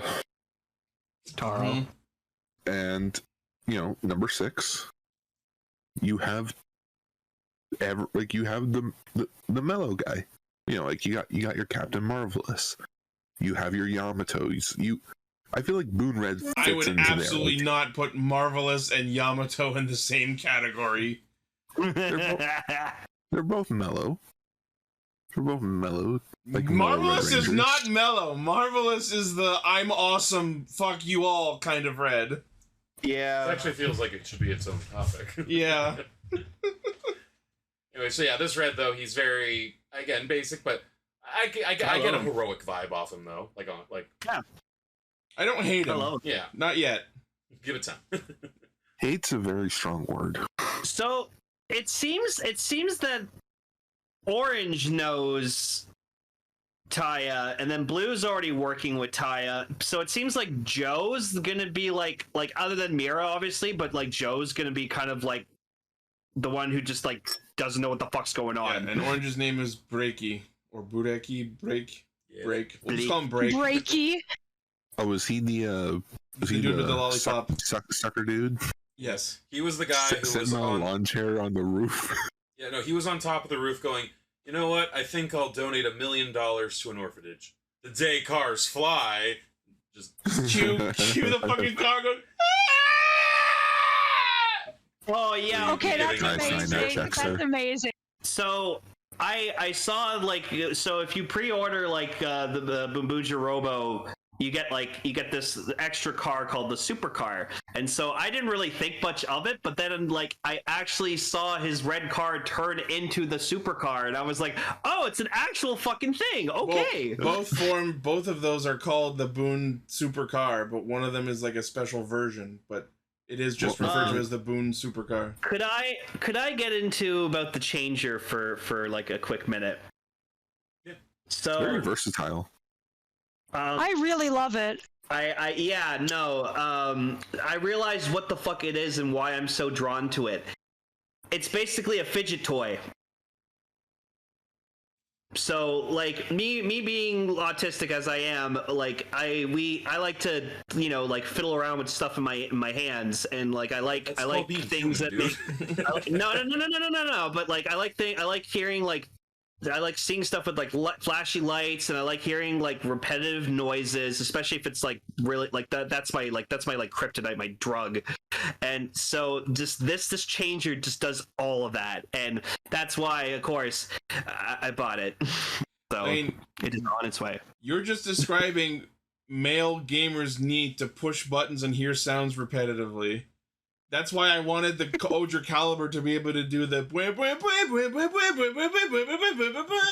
that the Memorial version's gonna have. Yeah, but like also what's great is like Emily is that the Boom Changer's voiced by the Japanese VA of Ash Ketchum. So yeah. Hence the previous references to the Pokemon anime. Yeah, that's what I thought you were going with, actually. In fact, I'm pretty sure I saw someone mention that during that one scene where they're racing and they stopped for an old woman crossing the street, I'm pretty sure that was Rika Matsumoto. Really? Yeah. That's funny. Oh yeah, that was cute when they both stopped for like the old lady. That was adorable. You know, proof of example of that. These guys aren't bad people. So should we get into the villains a bit? Yeah, we can. And so we get introduced to Deko Torade and Itasha, aka alien robot Jesse and James. And I love that they had okay, here's the thing. Yes, I'm sure like this will develop into Jesse James thing, like people are saying, but in this episode I got more of a like biker and his girl vibe. You know what I mean? I see that. I can understand why you would say that. Like literally she was like holding him like the way at some point. Like I don't know how much of a vibe I get from them in terms of their relationship to each other quite yet. It's just the thing I got. Go ahead, go. Oh no, I'll let you finish, then I'll go. Just because, like, again, like they never seemed antagonistic towards each other. They were always like with each other. They were cheering each other on. Like a little bit of a jump here when they're watching something together. Like they're sitting next to each other. Like I don't know. I got like a not literally in a relationship vibe, but I got that they were friends. It's not like a you idiot, oh you fool. Vibe. Like they're definitely friendly towards each other in some capacity. It's funny you mentioned that because I was going to bring up. They remind me a lot of Sledge and Poisandra from Dino Charge. A little bit. I know what you mean. Yeah, I feel that. And then maybe we'll get married. What do you mean maybe? We are getting married. But no, just so yeah, they acknowledge that they are the first to arrive on the planet, which means they're not the ones in charge. They're just the first ones to get here, and we will see more Hashilian generals as the show goes on. The less jokey ones. It fits with the Jesse and James format. Yeah, because then we get Cassidy and Butch. I was going to make that joke. We're going to get the serious members later, and then we're going to get the Giovanni, the guy that. Bitch. Yep. I have a question. Did they even say what? Because like in the episode, what happens is as the crime family's chasing them, like we said, they get smashed up by these guys. Did they even say why they're there? Why they're chasing those guys specifically? Like, why the crime family's chasing? No. Why the aliens smash through these guys? And because they just happen to be in the way. Oh, is that it? I think so. Yeah. Okay. They're just having fun. Then between that and the part where again with the old lady, they both stop. I think that sort of sets up the tone of this show, which is just like it's going to be over the top. It's going to be kooky, and no one's going to get hurt. Yeah. Like, this is safe. We're going to have fun. You were saying while we were watching that the Foley for this show is already amazing. Oh, yeah. Especially, like, the traffic nonsense that happens. No, the sound editing was going off in this episode. There's one bit where an attack happens while they're, like, fighting in the streets, and you just hear some car alarm go off. Yeah. And, like, Blaine, you were saying how much you liked the changer earlier? Yeah. Like, I liked it a lot, too, but I especially liked the part where, like, they drag it across their arm. Eat shit, Bokenger. And, like, I love this, like, to go with what you go, like, I love the sound design on that, especially, like. Oh, really cool just sound.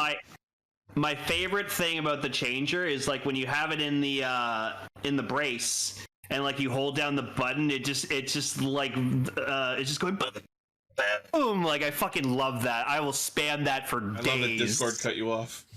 Yeah, of course it did. But yeah, no, I will spam that for fucking ever. It's so fucking satisfying. Yeah. So one thing I want to clarify is, so before the show started, the name of the evil alien faction was translated as Hashirian with Ryan, but the way that the subs I watched translated it was Hashilians, as in Hashi aliens, which kind of makes more sense because it's from the word hashiru, which is the word for hurrying, plus aliens. Oh, really? So they're the aliens that hurry. That's fun. Oh yeah, like rushing aliens. But the fact that they're like, Russian. Oh, we got here first, kind of makes me feel like my half-joking guess of an evil space NASCAR league might not be fully wrong. Especially where this episode ended up. Like, so, hold on to that thought, Ichi.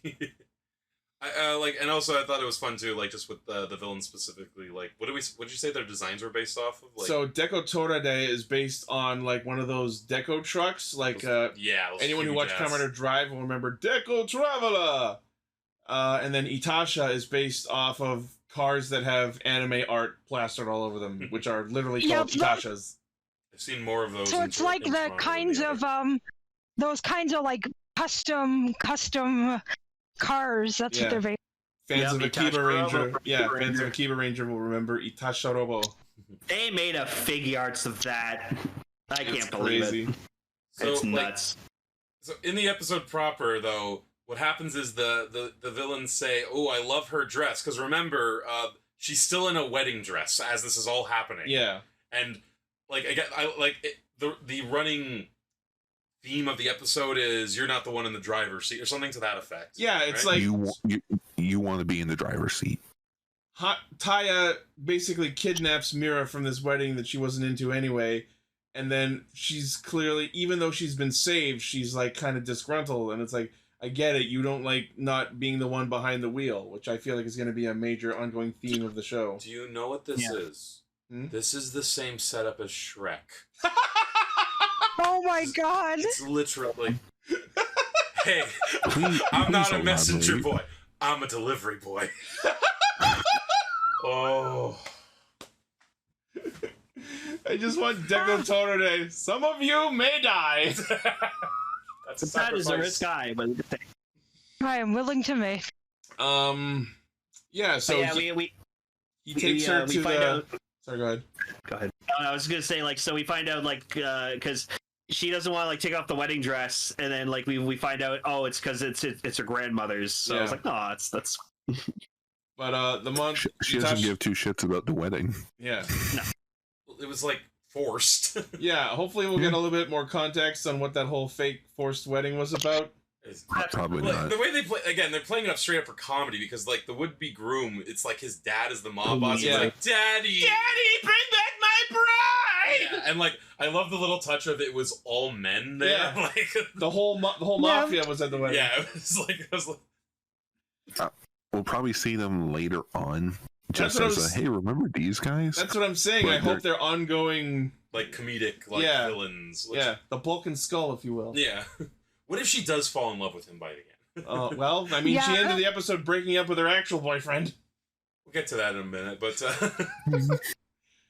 one thing there was a lot in this episode. Oh yeah, one thing I noticed is that when we get introduced to the Blue Ranger, Mita, for some reason Taya calls him Chashiro. What the fuck is that nickname about? What does that mean? Is it a reference to something?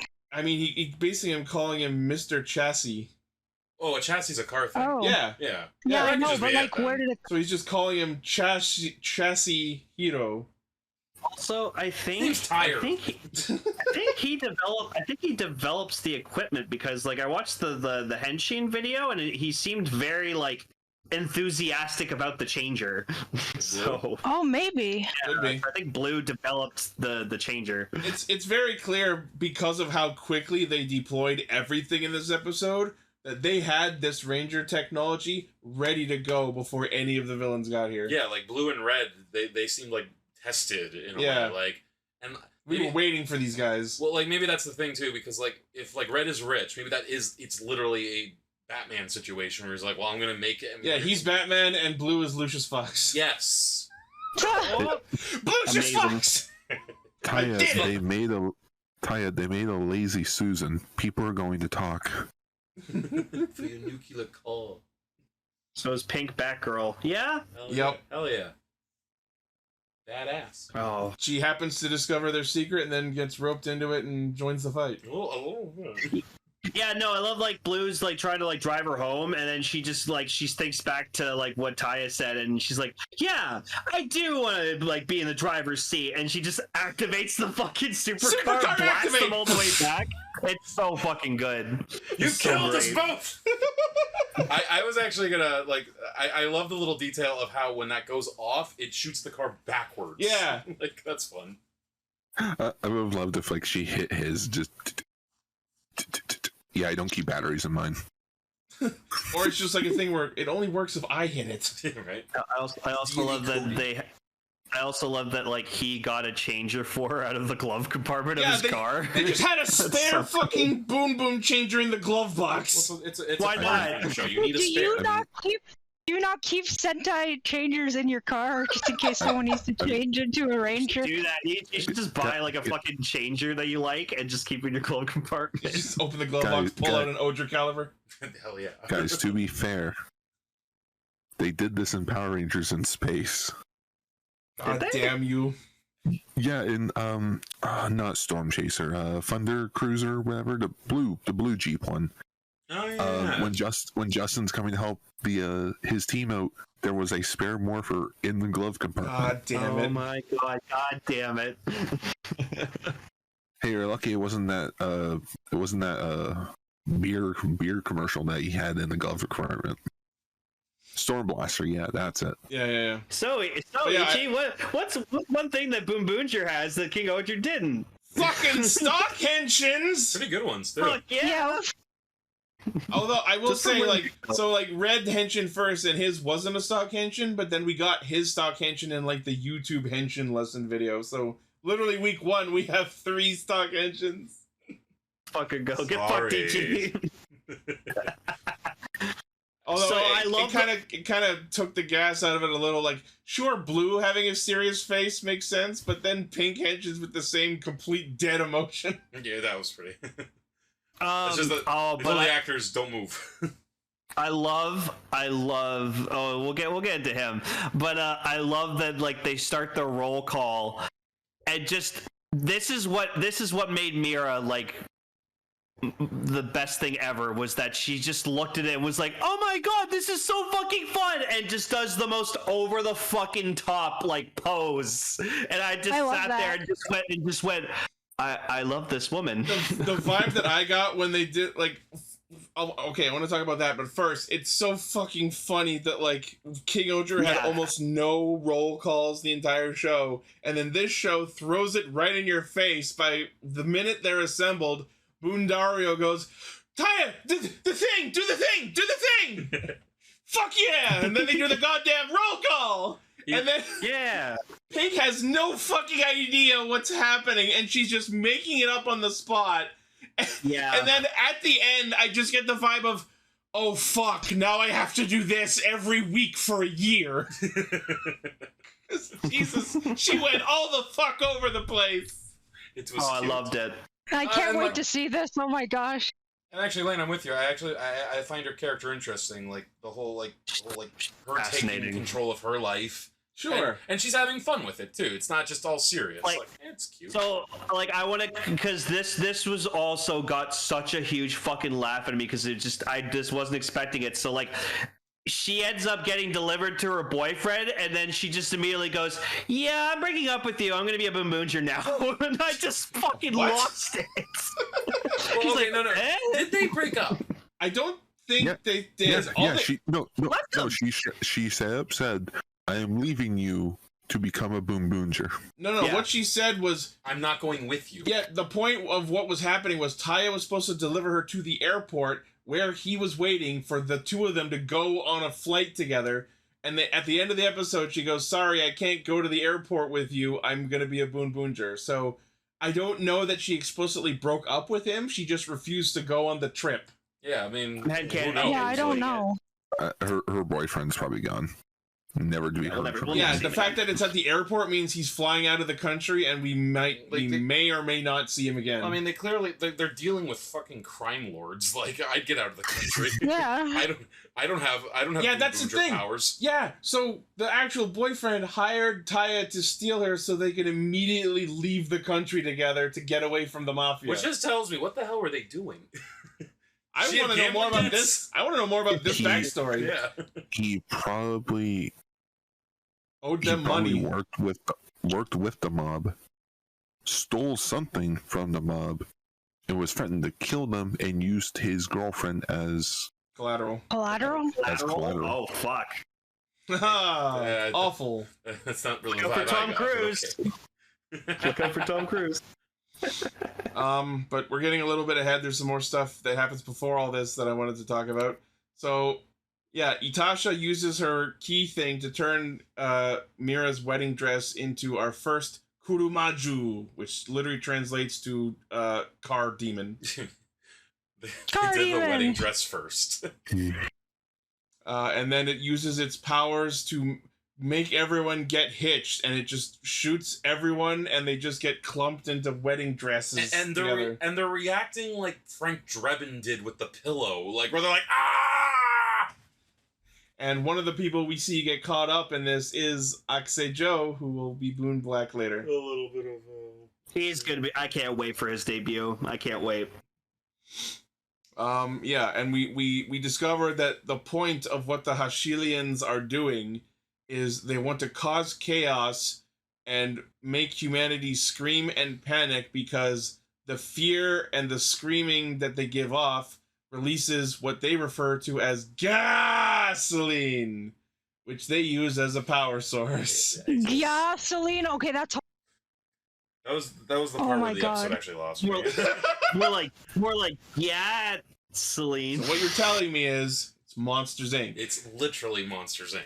Oh my this ends God, with laughter is the better gas. We scared because we care.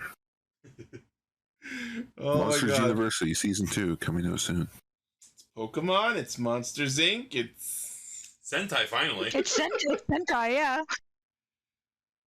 Yeah, and we also get introduced to the Mooks, the Nijiretters, and I fucking love their designs. Look really cool. I wasn't expecting that level of mook in this. Their faces are terrifying, and I love them. They got cool, and it's not just the helmets and then a spandex suit. They actually got some there's some suit design going armor on. going on there. Pretty cool mooks. Yeah. So Taya transforms into Boon Red, and Mira has the completely appropriate response of tire person. In dry flashbacks. Okay, and I'll say this because finally, we've seen them enough in motion.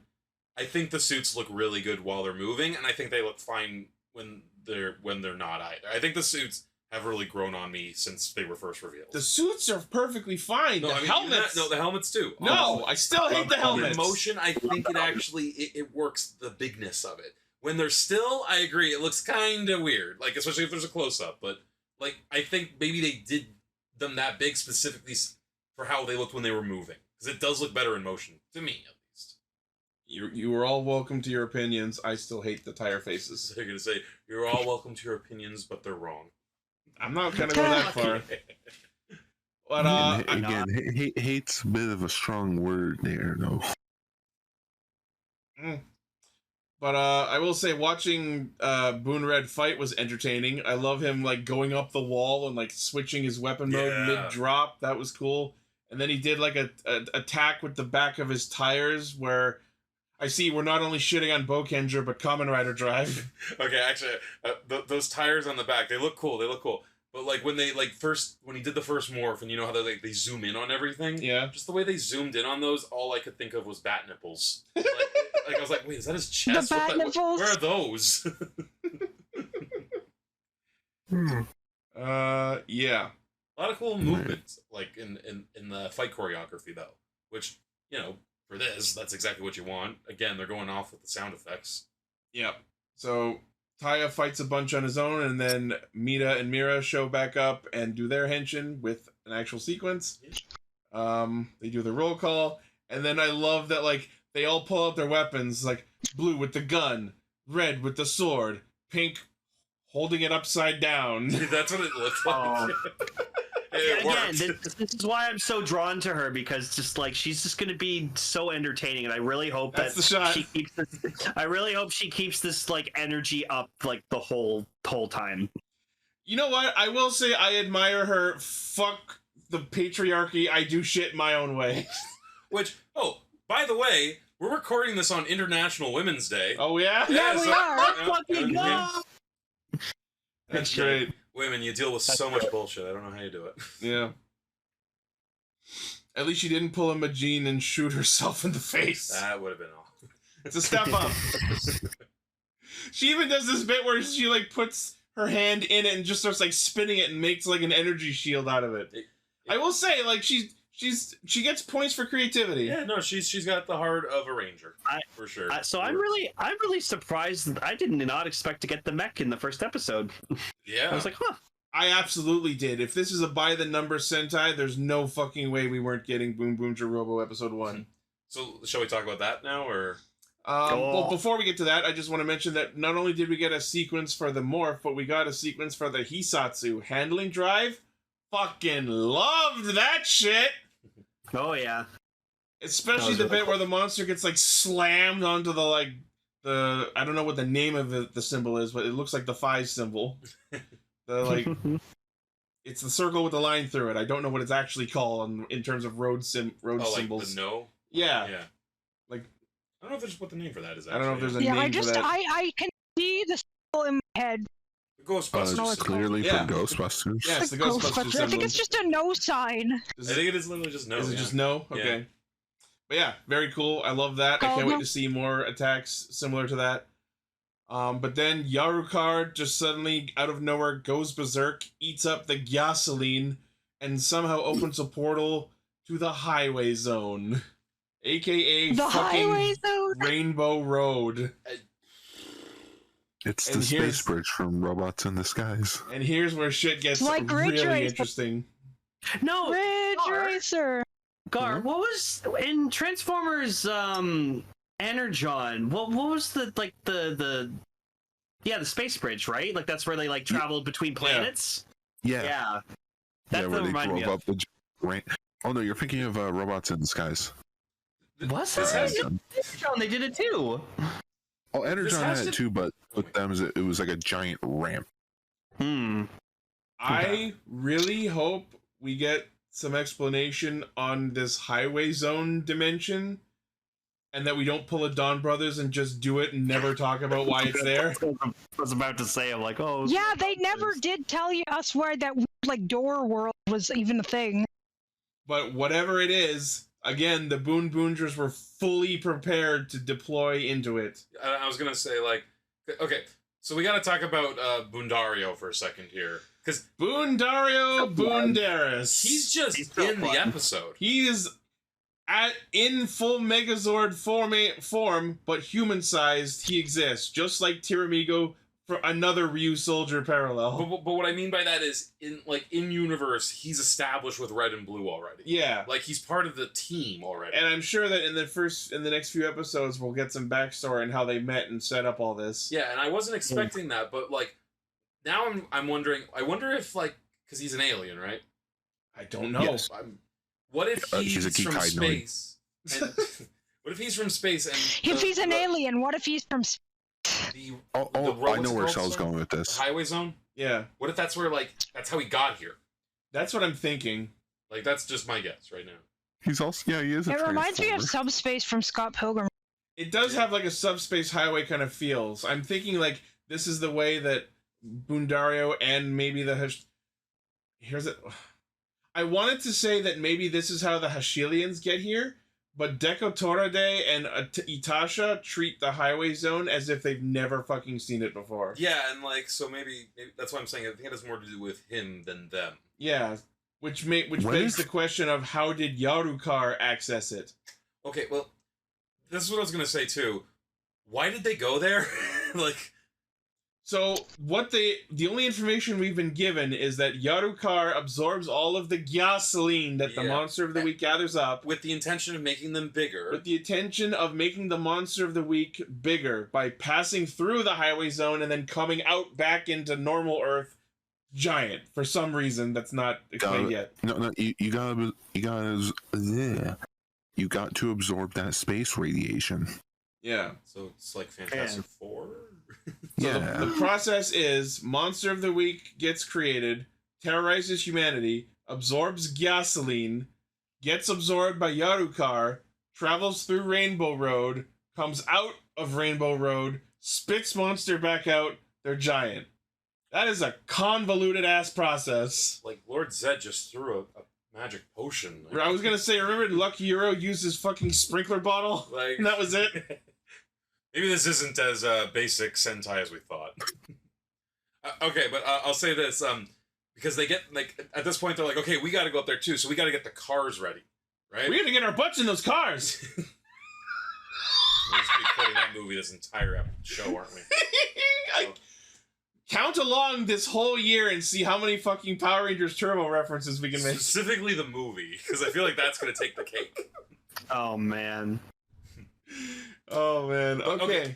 So they tell Boondario to like get the stuff ready, right? Yeah. I loved that shot of the garage. Like where we see everything to scale. Like he's still like the cars are fucking giant. Yeah, like that was cool looking. Like honestly, like this was probably the pilot had more money, obviously. Yeah. But like this was a well put together and well looking a very good looking episode. Yeah, this shot right here, I really like that. Yeah.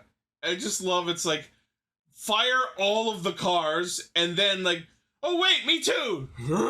Yeah. Turns into the giant trailer and takes off. Like Gar, as a Transformers fan, like were you just loving that? Like roll out and then he transforms. I can easily add in like the 80s sound effects and put in Optimus Prime's voice of just once they're all out, let's roll. Boon boon cars roll out. Gar, you know what you need to actually do now, right? I want to buy this robot because it reminds me a lot of Transformers. Yep. But so yeah, like they send out the cars, they all go on the Rainbow Road, which is a Rainbow Road. It's where you go. It is. Rainbow Road. And it briefly becomes like Spy Kids 3 for a few minutes, which I was not expecting at all. Why does Spy Kids keep coming up? Glasses quick. Which also had Antonio Banderas in it. Oh my goodness. Oh my god, is that why? Oh no. Oh my god! I'm just him like smashing shit right now. The person writing this Sentai was just a huge fan of Spy Kids. Well, like Spy Kids is pretty fucking amazing, so Spy Kids is fun. Not the fourth one. There was a fourth one? Yeah. No, there wasn't Ichi. You're absolutely right. There was not a fourth Spy Kids. And then they tried to reboot Spy Kids, and it was awful. Yeah. You mean Shark Boy and Lava Girl? No, there's a reboot that came out like last year. Yeah. Reboot. But yeah, so Boondaris turns into the Boon trailer and all of the cars deploy onto the Rainbow Road, and my immediate question is, okay, there's no fucking way we're using all of these cars episode 1, which begs the immediate question of why did you launch all of them? Because that was the stock footage they have. Fire Zords! We're releasing all these vehicles at once so that we can get more later. Also, in universe, I can believe that like they're on some sort of autopilot. They're trying to get the guy, right? So they have to send them all Actually, this is a thing. This is the first time in a very long time where the car mechs are not sentient. Well, unless you count Boondario. That's different, though. No, not him. Yeah, he's just one of his own, like. But the normal cars are just cars. So Jerry brings up in the chat, and which I was going to bring it up. What if he's a part of the villain organization and he came to Earth trying to warn them about him? That would be interesting. Oh yeah, either that or I have an idea. What if he's like the Iron Giant and he ended up getting amnesia? Blaze brings up what I was gonna say is if you want non-sentient vehicles, Lupin versus Pato did that also. Oh yeah, that's true. I said first time in a while. Yeah. I didn't say first time ever. I said in a while. No, I know that. Dario is the new version of the Good Striker. In a while. While. That episode was on the other day. Yeah, so now we get this scene of all of the Boon cars chasing Yarukar through the highway zone. And honestly, that's my favorite part of the episode. And I'm so sincerely hoping that all of these Mario Kart-ass antics are going to be very prevalent throughout the show. If a big part of the battle against the Hashilians is literally racing them through the highway zone, I'm so on board. That is such a departure, but in the best way. As someone who watched Acceleracers when they were young, this hits real good. Nice. My favorite part of that whole thing, though, was that apparently, like, what are their names? The two other... Deco Torade and Itasha? Yeah, they're somehow watching all this. Yeah, we don't get explanation for that screen, but I'm sure it'll come up at some point. There's probably a Lakitu up there somewhere filming, right? Yeah. I again, that speaks to what I was saying earlier, though, how, like, they seem friendly, at least, because, like, when they're watching it, like, they're like, oh, go, aren't they saying, like, go, they're, like, cheering him on. Yeah, like, so they all seem friendly. So. Yeah. Maybe that'll change as it goes on, who knows? Maybe when more generals show up. Yeah, we're gonna get some, like, more tougher, ruthless generals. Yeah, oh, no, absolutely. Yeah, I meant those two specifically, though, I think are gonna be, like, the sweet ones. Yeah. Yeah, the Team Rocket, like the Team Rocket that we know, as opposed to like the rest of Team Rocket. You know, they're like Team Rocket. The two demons from Hercules. I can't remember their name. Pain and Panic. Pain and Panic. Pain and Panic. If it's good. I love those guys. So the Boon cars chase down Yarukar, who tries to shake them off with some bombs. But then Trailer just takes a hard fucking right and just swats Yarukar into the fucking sky. Like, there was some good Carfu going on here. Right? Yeah. Or I guess to make the Mario reference, Wario and Waluigi. Yeah. Yarukar. Yarukar. Well, it's just a bad car.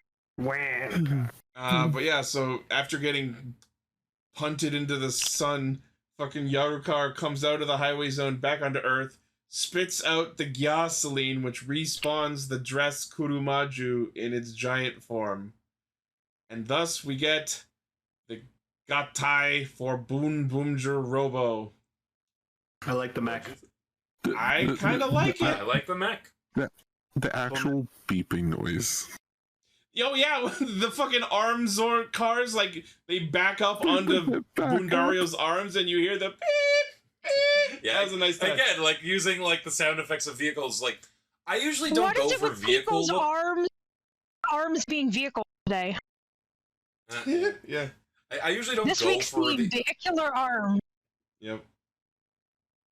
Sorry, go ahead, Sal. I usually don't go for Sentai that's, like, vehicle-based, especially when they look just like regular vehicles, just bigger and brightly colored. I like the look of everything in this. Like, I like that thing too, how they all have that gimmick of like splitting in half or whatever. Or, yeah, they like pass through Boondario when he's in his gate mode, like it's a literal fucking Hot Wheels playset. Yeah. And that like opens them up into attack mode. And like I was saying, the Megazord itself, like it's not very ostentatious, which I like. It's like simple. I actually like the predominant like white look on it, like, because that's new for a Megazord, like a main Megazord. So. Yes. What does ostentatious mean? It's like when it's like too big and loud. Like, I guess gaudy is another word to use. The simplicity of its primarily white design is appealing. I understand what you're saying. Yeah. And I agree. I'm fully on board. I like the design of Boonboomger Robo. I especially like how like the part of it that starts as the road that the other two cars drive through, as it changes into its robot form, split apart and become like kind of like scarves or cape or like a cape or something that drifts behind it.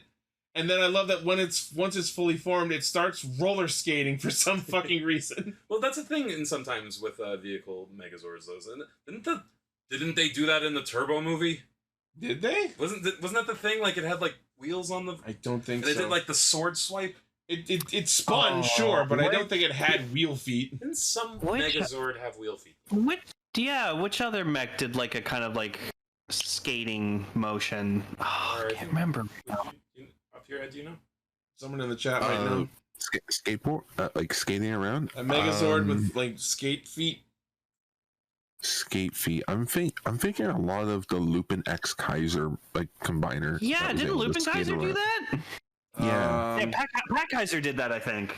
Oh, Pat Kaiser had like a skating motion when it combined. I do remember that. Yeah. Yeah. Car Ranger had their mech where it could like speed through. Yeah, just Power Rangers Turbo. Yeah, Power Rangers Turbo's Megazord. I can't really think of any others that actually had like that skating motion though. The only other one I can think of is Pat Kaiser. Yeah, that was a CGI model, so it was able to be all loosey-goosey like that. Oh, and that reminds me, by the way, just because Gar, when you say CGI, the lack of CGI in this was very noticeable, and in a very good way, I thought. Like, I'm excited for that. Like, Gar, tell me if you agree with it. Like, there was some some miniatures going in this episode, especially for the Megazord fight. Oh, 100%. Well, that makes me very happy to hear, because that's one of my favorite things about Toku. I feel like I said about King Oger. I can't remember if I said that at the beginning of the episode before recording or during the recording. King Oger, good tokusatsu show, pretty weak Super Sentai show. I've seen a lot of. This feels like sort of an apology for that. Of like we have the technology.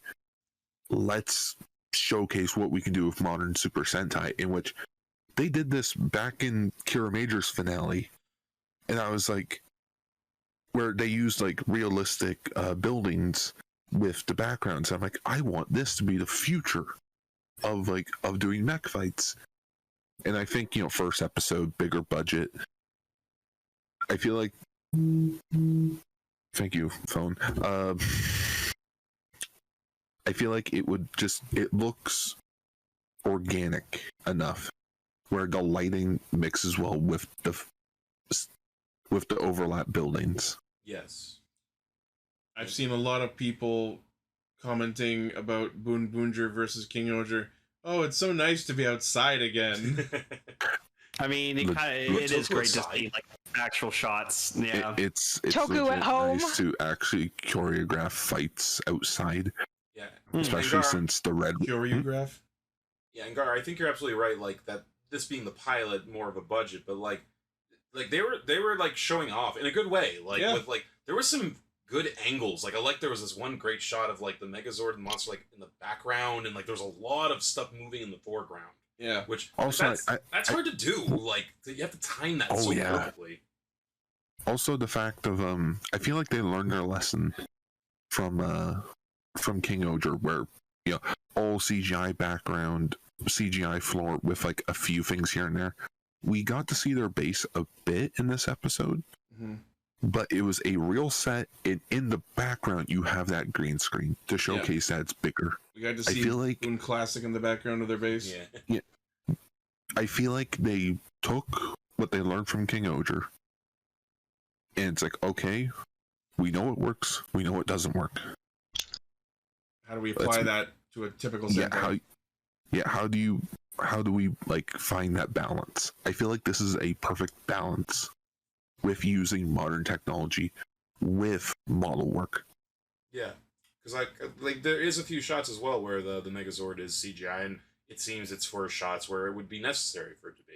It's used sparingly. Yeah, so like the look of the show, I'm enjoying, and like the directing of it also. Like this was a cool show. I think the best thing I can say about Boonboomger is it, even though it may be a by the number Sentai, it knows what it's doing. It's got style and it does it well. Yeah, and I guess like we'll talk about this at the end. I was gonna bring up music. Yeah, but we'll talk about that more to the end. Well, it's funny because like as the Megazord combines and they start doing the fight, that's when they cue the theme song. That's true, actually. Because we didn't actually get an opening. Oh yeah, we didn't even get an opener this one. Oh, I can't wait to see what the opening is going to be like. Well, we'll get to see it tomorrow. And I mean, should we just talk about this now? Then the song itself, or the opening is a fucking bop.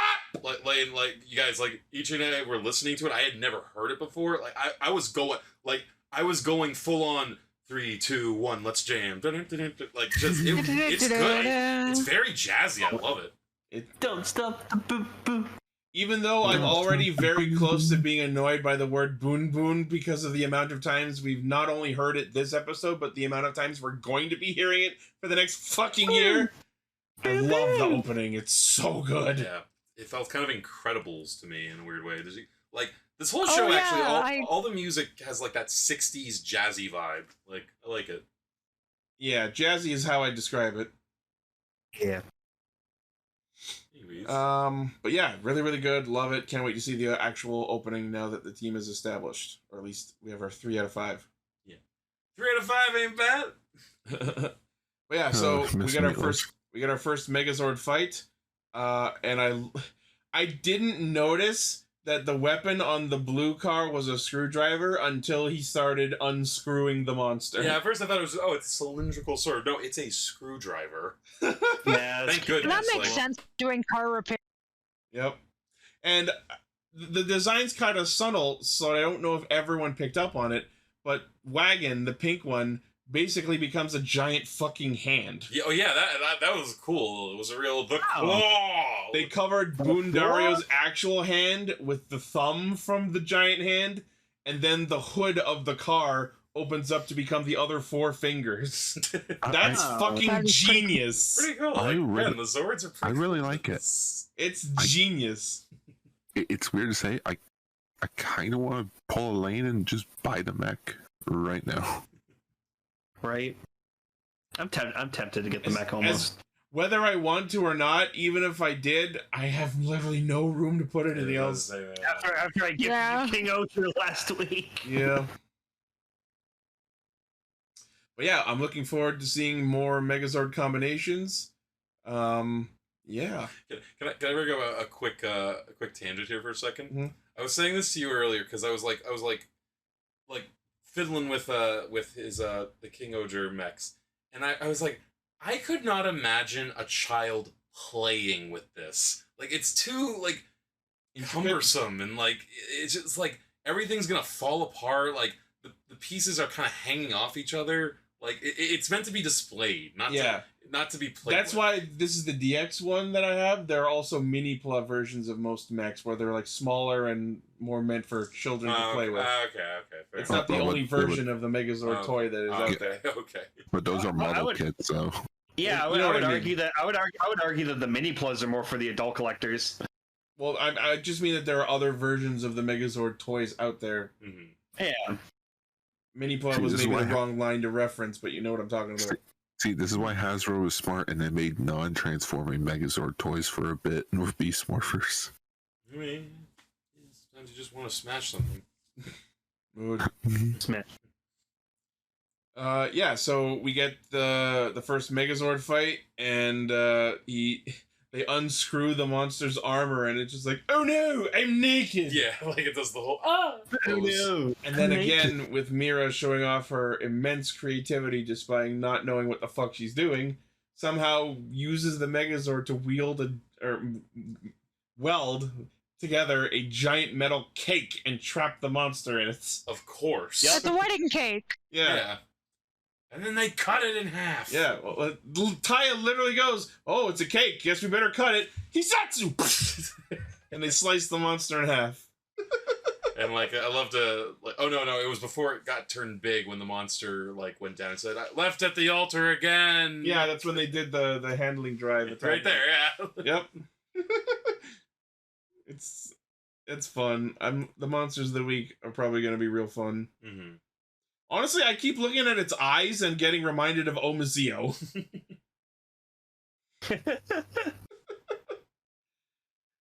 Yeah, so the monster's destroyed. Everyone gets freed from their wedding dress prisons, including our boy Aksei Joe. Joe. Never see him again. And it looks like Yarukar has no fucking idea what it just did, which is interesting. There's some plot because it was high on. It was high on. Oh, so it like gets brainwashed almost. It's like it's driven berserk by the gasoline, I think, is what's happening. Getting high on those gas fumes there, boy. There's this one shot of, like, now that the monster's dead, it turns back into the dress, and you just see the wedding dress, like, floating down, and she was so worried about trying to save it, and I'm like, well, now it's clearly ruined. Yeah, actually, do we ever see her recover it? I don't know. She does get it. She does get it back. Yeah, shit's back. And then hard cut to her telling her boyfriend that she's not going on the airplane. Which, you know what? That to be fair, that is a move, right? Like, I don't need no man. I'm gonna be a Power Ranger. Yeah, like right? Yeah. I don't care who you are. Be a Power Ranger is always the correct choice. Yes. Boy, girl, Power Ranger. Although I am hoping that like her boyfriend and the crime family are ongoing characters. That would be funny as hell if like that became a thing. So as is tradition with the unusual traditional Sentai, next week we have the typical, oh, I don't think this person could be a member of the team. I don't like him. Yeah, Mina being the hard ass strict member of the team. He's wearing a suit, you guys. Doesn't accept the newbie. I think we made this joke before when we saw all their pictures, but Blue looks more like a cop than the cop. Yeah, the cop, his casual outfit is wearing fucking suspenders and overalls.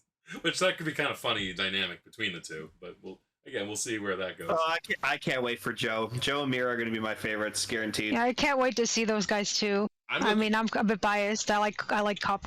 I'm super curious about Break. I want to find out what his deal is. He looks like he's going to be fun. I have no idea who you guys are talking about. The orange dude with the lollipop. Oh, the sucker. Sure. Mr. Casey Jones. Sucker for the little roof. sucker. Wow, referencing Hercules again. Yeah. Although, like, we haven't talked about the Changer too much, or at least I haven't, but I'm not super interested in either of the two Changers we know about currently. But the rumor going around is that the 6th Ranger, Boon Violet, is going to have a video game controller handle kind of changer. That's cool. So is he going to be like a racing gamer? Yeah. Fuck's sake. So I'm super hopeful like he doesn't drive actual cars, but he drives virtual. He's an F1 racer. I like that. But I'm super hopeful that changer ends up cool, and maybe I'll buy that. It's gonna be like that live action Gran Turismo movie where it was about that was based on something that actually happened. Yeah, no, it's about an actual Gran Turismo player who became an actual race car driver. Yeah. Emily's gonna like appreciate this. It's directed by Neil Blomkamp. No, I was gonna say I don't think I've ever felt worse in a movie theater than when I saw that credits. When I saw the trailer for Gran Turismo, I'm like, who the hell made this? And it's like from Neil Blomkamp. I'm like, oh man, that was a fluke. What are you doing, Mr. Blomkamp? Why are you not making the AGM Heartland movie? Like David Harbour's in it too, and I'm like, you're not gonna make me watch this movie because David Harbour's in it. I was hoping the 6th Ranger would be a plane. Yeah, it also looks like next episode we're getting a vacuum cleaner themed monster. Oh. Like the first episode of Precure. Yeah. And also, it's funny you mentioned Precure because this episode did involve a female main character launching herself into the sky. That did in fact happen. I'm like, the funny thing about that is that this year Precure didn't have that. That's what I was about to say. That's where the one missing from Precure went. Sentai stole it. It was in the chat earlier, but that was a really funny image of how the car landed directly on its front. And it was fine. And then as it spun around, you see the rails of the gimmick that it would attach to the changer under it in the actual episode. That was a weird choice. And like it was kind of fun because it was actually a funny moment for Red where he's like, it lands, he's like, huh. Anyway. He's one of those types. He's seen it all. I feel like he's done this before. Yeah. Cars falling out of the sky is not new for him. Yeah. But yeah, so that's the first episode, and I thought it was pretty good. It was a good first episode. I'm in. The only thing I can say I really actively dislike is still the tire faces.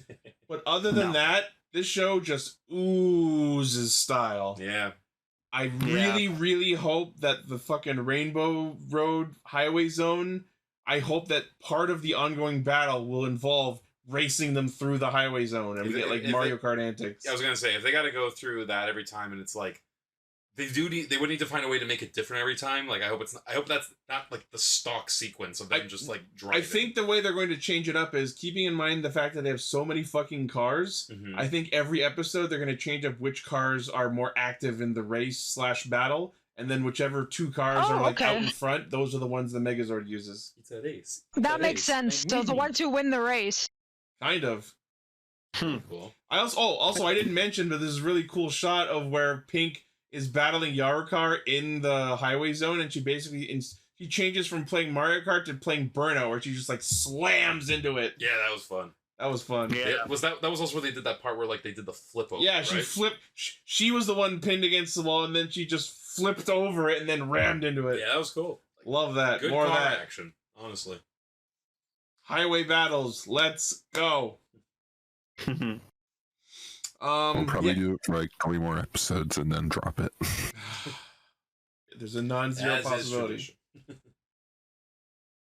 But yeah, so that's basically our thoughts on the first episode. So now we can talk a little bit more about overall thoughts and theory crafting and what we would like to see and what we think we'll see, kind of thing. Why don't you start? Yeah. So sorry, go ahead, Emily. Sorry for interrupting, but you can cut this out, but I need to go to the washroom really, really badly and won't be able to speak on voice, but I can still listen to you guys and respond in text. Is that okay? That's fine. And if you ever need to do that in the future, you can just mute your mic and do so. You don't need our permission, Emily. I know, but I don't want you guys to be like, where is she? Oh, it's okay. All right. So yeah. Okay, sorry about that. Overall impressions. Red is an asshole, but I look forward to seeing what he pulls off. What kind of asshole he will be? Yeah. I don't think he's an asshole. He's not an asshole, but he's smart. The man walked into a clothing store and bought it. That doesn't make you an asshole. It actually does. It makes you a rich hole. It really does. Completely unnecessary. Well, he didn't know what she wanted to wear if she wanted different clothes, so he's just like, I give you the option to pick whatever clothes you want. So a normal human in that situation would have gone, pick whatever you want and I'll buy that. When you buy a whole building, you're trying to show off how much. That's a flex. Yeah. That's the flex of someone completely disconnected from normal society. I feel like the opposite scene to that scene in Boonboomger is from the Fat Albert movie, where like they take all the clothes, and then he's like, "Okay, it'll be this much," and he's like, "Oh, I don't have any money." I don't have money. Then why'd you pick them? No. Just if you didn't have any money, why did you try all of these on? You didn't ask. I didn't ask. I love that movie. Taya feels that movie too. Taya feels like a character who is so in his own world that he's completely disconnected from normal society, and I'm actually looking forward to seeing how crazy this gets. It's almost like he's a good version of Momoitaro, who was also massively disconnected from society. Hey, do not diss our godly boy Taro. I think with him, like, that is going to be a bit of a running thing of, like, he was, like, I can see this being he was the lonely rich kid trope they can play, but he does want to help people. A scion of sorts. Yeah, so he's like, I'm gonna help people, but because I don't have social skills, I'm gonna, like, flub it up once in a while. Yeah. So yeah, I think he has his smarmy Red, but as with most Reds, heart's in the right place. Just go to his place, and it's just like, dude, you have your own McDonald's? Yeah, Richie Rich has his own McDonald's. Yeah. Here's a question for you guys. Because obviously, like, this is like, we got these 3 together. Do you think Orange and Black will meet up first, then join the team, or will it be one at a time? If we're going based on precedent, it could really go either way, but if I had to put my money on one, the vibe I get is that Break is already fully aware of Taya and whatever is going on because he was completely unsurprised watching a car rocket through the sky. Mm-hmm. So I feel like Orange is going to show up and already be a thing in a different way. And then Joe looked like he was completely unaware of everything because he was caught up in the monster attack. So I feel like he will get his powers last. Yeah, like maybe it'll be like, he'll like stumble on... Oh, you know what it could be? like each time there's like a monster attack before he joins, he's like there. He's like, oh, what's going on? And he tries to figure out who they are, and because he's a cop. So it's literally Gunpei from Go-Launcher again, like I've been saying. I don't think Joe's going to be like a... No, but I don't think Joe, judging from what we saw in the first episode, he's not going to be like that, like, asshole-ish version of him. It's not. I don't think he's coming from an antagonistic place. No, yeah, like not innocent and curious place. Like like he's gonna like use his detective skills to figure out who they are, and he's like, I'm gonna like not like stop them. I mean like join up. Yeah. Like I didn't mean it like in an asshole way. In a just, no, I know what you mean. He wants to help way. Yeah. That's what will differentiate him from Gunpei. Few things. One, what Decker said, what if Orange is also rich? Now I'm just picturing Red being Scrooge and Orange being Glumgold. They're rival rich boys. That would be hilarious. That would be so fun. And then you know what? Orange could be rich because who else would dress like that? Right? And two, the whole Black Ranger thing. So it's essentially the Bulk and Skull plot from season 2. Yeah. They're trying to figure out who the Power Rangers are. That'd be hilarious. Actually, now that I think about that, that's...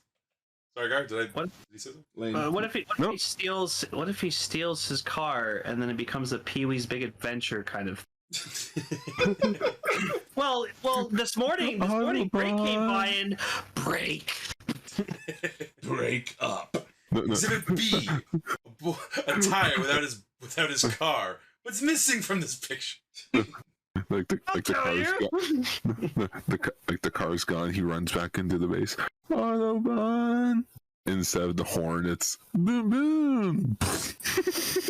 What we were saying though, I would absolutely love it if Orange is like a rich kid, and also it's like, because now I'm picturing like the reason Red is rich is like his family owns like a car company or something, like high end cars, and maybe like Orange's family owns like the rival. Oh, the rival company. Yeah, that would also be fun. That'd be great. Because the only thing he said really is like he sees the car rocketing through the sky and says that Taya really knows how to customize a car. Mm-hmm. So there's some sort of they know each other in some capacity. Well, I knew Taya a long time ago. Back then, he had only been a small drink of water. Like I think I said this in the news when we found out that Orange's thing is he can get people things. Yeah. So. Unfortunate naming here, but like that he's just Red from Shawshank, so I'm just gonna be doing the Morgan Freeman voice. Taya always knew what Diana get busy henshin. Boone was here. Taya drove through 5 miles of shit just to end up clean on the other side. His suit used to be Boom Boom Brown. I hope for Cell's sake we get a general that's like a Mad Max kind of vibe. Not impossible. That'd be fun, yeah. Like if they're going with like an Immortan Joe kind of character. Yeah. Let's just get Rancic's actor. We just get a fucking robot with a guitar on a fucking vehicle going, "Witness me!" if fucking this guy goes up to the little car group, dude, do not become addicted to gasoline. Gasoline. I don't know if they do that because gasoline is like fuel for them, literally. So's water, and he said don't become addicted to it. Oh, okay. You need to watch Fury Road, Ichi. I don't wanna. You would like. I think you'd like it actually. I don't know. Yeah, watch Fury Road, then go watch Furiosa in theaters this year. I'm just expecting a gas joke to happen. Oh yeah, at some point for sure. Like some big car chase scene, and they both run out of gas. Oh my god! Like, I wonder if Ty will have like a thing like Shinosuke did in Drive, when like he's not running and like his engine's not going, so he's just kind of like a blank slate. Oh, or he gets like a weak form. Yeah. You know what I just thought of would be a great running gag going forward through the show? Mm. What if, like, any time they have a chase with those two, like, there is that comedic beat, like how we had this one little lady crossing the street? Yeah. What if, like, another episode, they're, like, racing every episode they have to, like, obey the rules of traffic in some capacity? I was about to say, like, as they're, like, driving down, they see a police, slow down! They just drive by slow. They drive by, yeah, they're still, like, going neck and neck, but, like, they're going the speed limit. Then as soon as they're just like... Yeah. Every episode they have to like reference some actual rule of the road. That'd be funny. I think Signal Man needs to make a return. I can see that being maybe in a movie. Overdue. He's overdue. He's an alien too, right? From an alien police planet. He's a robot police planet, and he has a wife and kid. He's been chasing these Maybe that's where Boonboom is from. What do they call it? The Halatians? The Hashilians. He's chasing the Hashilians because they're breaking intergalactic speeding laws. Yeah. There you go. I could see Signal Man showing up in a Boonboonger movie. That'd be fun. As hell, yeah. Sure. I would love that so much. You know what that could be? That could be the Toei Tokusatsu fan club video. Yeah. They meet the Car Rangers. Signal Man teaches the Boonboongers how to actual driving. No, it would be. You know what it would be? It would be Signal Man teaching Boondario Earth's road laws. Oh yeah. There you go. Yeah, the robot. Oh, no, it's or if anything, it's the joke would be it's the complete opposite, where he likes the Car Rangers human alter egos, but hates the Car Rangers. This one, he loves the Boonboongers, doesn't like the humans. That's actually funny though. Car Ranger. Car Ranger. I'm so happy Lane has a complete Signal Man collection. I also am happy. It's lovely. I'm looking at it right now. Yeah. Anything else thoughts wise with regards to where we want the show to go? Where we think it might go? I just want Mira to keep being Mira, please. I love this unpredictability of hers. It's fascinating. She's fucking awesome. She was definitely the most interesting character of the episode. Yeah. By design. There's not a lot we can say about Mita so far. Yeah. The vibe I get from him is that he's the one actually making shit run, but I think he gets annoyed by all of the crazy shit Taya does, but he just lets him do it because he succeeds, but then he's also left to clean up the aftermath. His arc will be to unclench his ass. Yeah, for sure. But the question is, will he be as well? If Mira is Asuna, we have to hope that Mira doesn't become Melt. I don't get it. We don't want that to happen. Melt was the Blue Ryu soldier, and he was just annoying and didn't get less annoying. Oh, Melt fucking sucked. His name's Melt. Yeah, well, Melto technically, but yeah, he had blue hair because some stupid fucking reason. I don't he had remember blue hair, and they never explained it the whole show. And then afterwards, there was he was a rare mutation. Cool. Stupid. Why not? I mean, it was true that they were a sub-human species, that the Ryu Soul tribe. This 10-year-old girl simped after him is fucking creepy. Yeah, let's not talk about that again. What I was gonna say is, as long as the show can maintain this tone, which is again, it's having fun, but there's some humanity to it. Yeah. Clearly, there's a heart here. And as long as they can keep that, there's a heart in this engine. Yeah, and I think Gotchard, it's gonna try to stay humble and just let's be what we are, have fun, and we'll make you laugh, we'll make you cry, make you think. Yeah.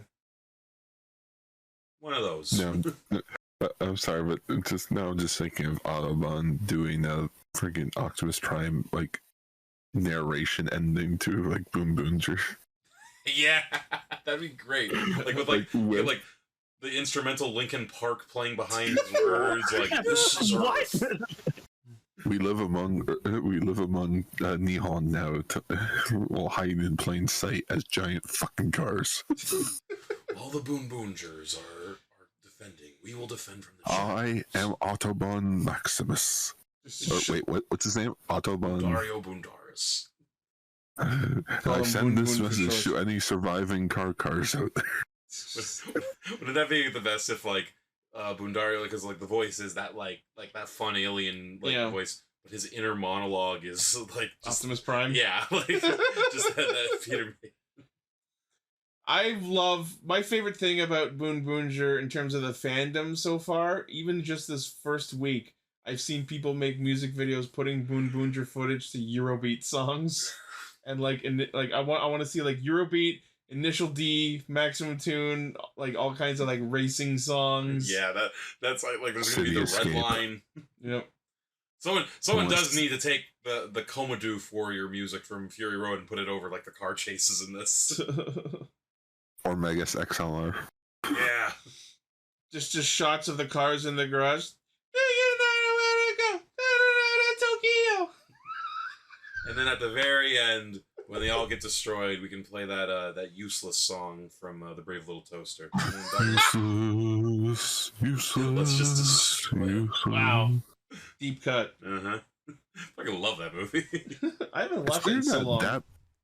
It's weird that movie's not on Disney Plus, but the sequels are. Wow. Odd. Strange world we live in. Yep. All right. Any other thoughts on Boonboomger before we wrap up? Like I said before, I wasn't expecting it to grow on me as much as it did, and it's only the first episode. Yeah. Say again, Gar? I'm in. I am excited for this season. It's very energetic. It's more of my speed, my tempo. I will eventually go back and watch the rest of King Oger. I know you will. And you will. It's just mid as fuck for you. It'll probably end up just being mid as fuck. I'm excited for this season. Excited to see all the cars. And I hope next year it leads into the 50th anniversary. Oh my god, yeah. Maybe that's why they're selling so many cars. Gotta get those profits up for next year's big 5-0. But yeah, no, I'm all in for this series. Like it's so fun. I like these characters. So I'm excited. Like I'm probably not gonna buy like a lot of shit because not trying to buy a lot of toys anymore. But like I had to get the changer because it's so fun. 2 weeks later, guys, I bought everything. I bought all the cars. I got the supercar. I bought a suit. No, I'll probably get black. I bought the wedding dress. I bought a real car. Yeah, guys, I bought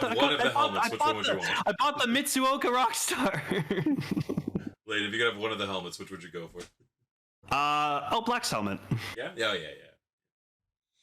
Absolutely. So yeah, my overall feeling is, on one hand, being back to a by the number Sentai, like obviously this show wasn't gonna be King Oger level for me. That would be an impossible ask. Okay, here's my question: is it turbo level? We're only 1 episode in. It's hard to say. I mean, they may get baked into a giant pizza at some point. It's possible. We know it's quality. While we are back to a typical by the number Sentai, that's not inherently a bad thing. We had 3 years of very special, very different shows, so I understand wanting to pump the brakes a little. And that's fine. But what the show makes up for in being a typical Sentai show, it makes up for with the amount of style that the show uses. That's why I'm thinking, Ichi, I think for you this year with Sentai, I think you just need to crack open like a can of Diet Pepsi and just, kind of just roll back in your chair a bit and just be like, all right, I'm just gonna relax. I've had my time. Now it's your turn. Just sit back, relax, and just let the show flow throughout the year and just ride with it. I will say that like this show literally out the gate picked up on so many things that I count as negatives from King Oger.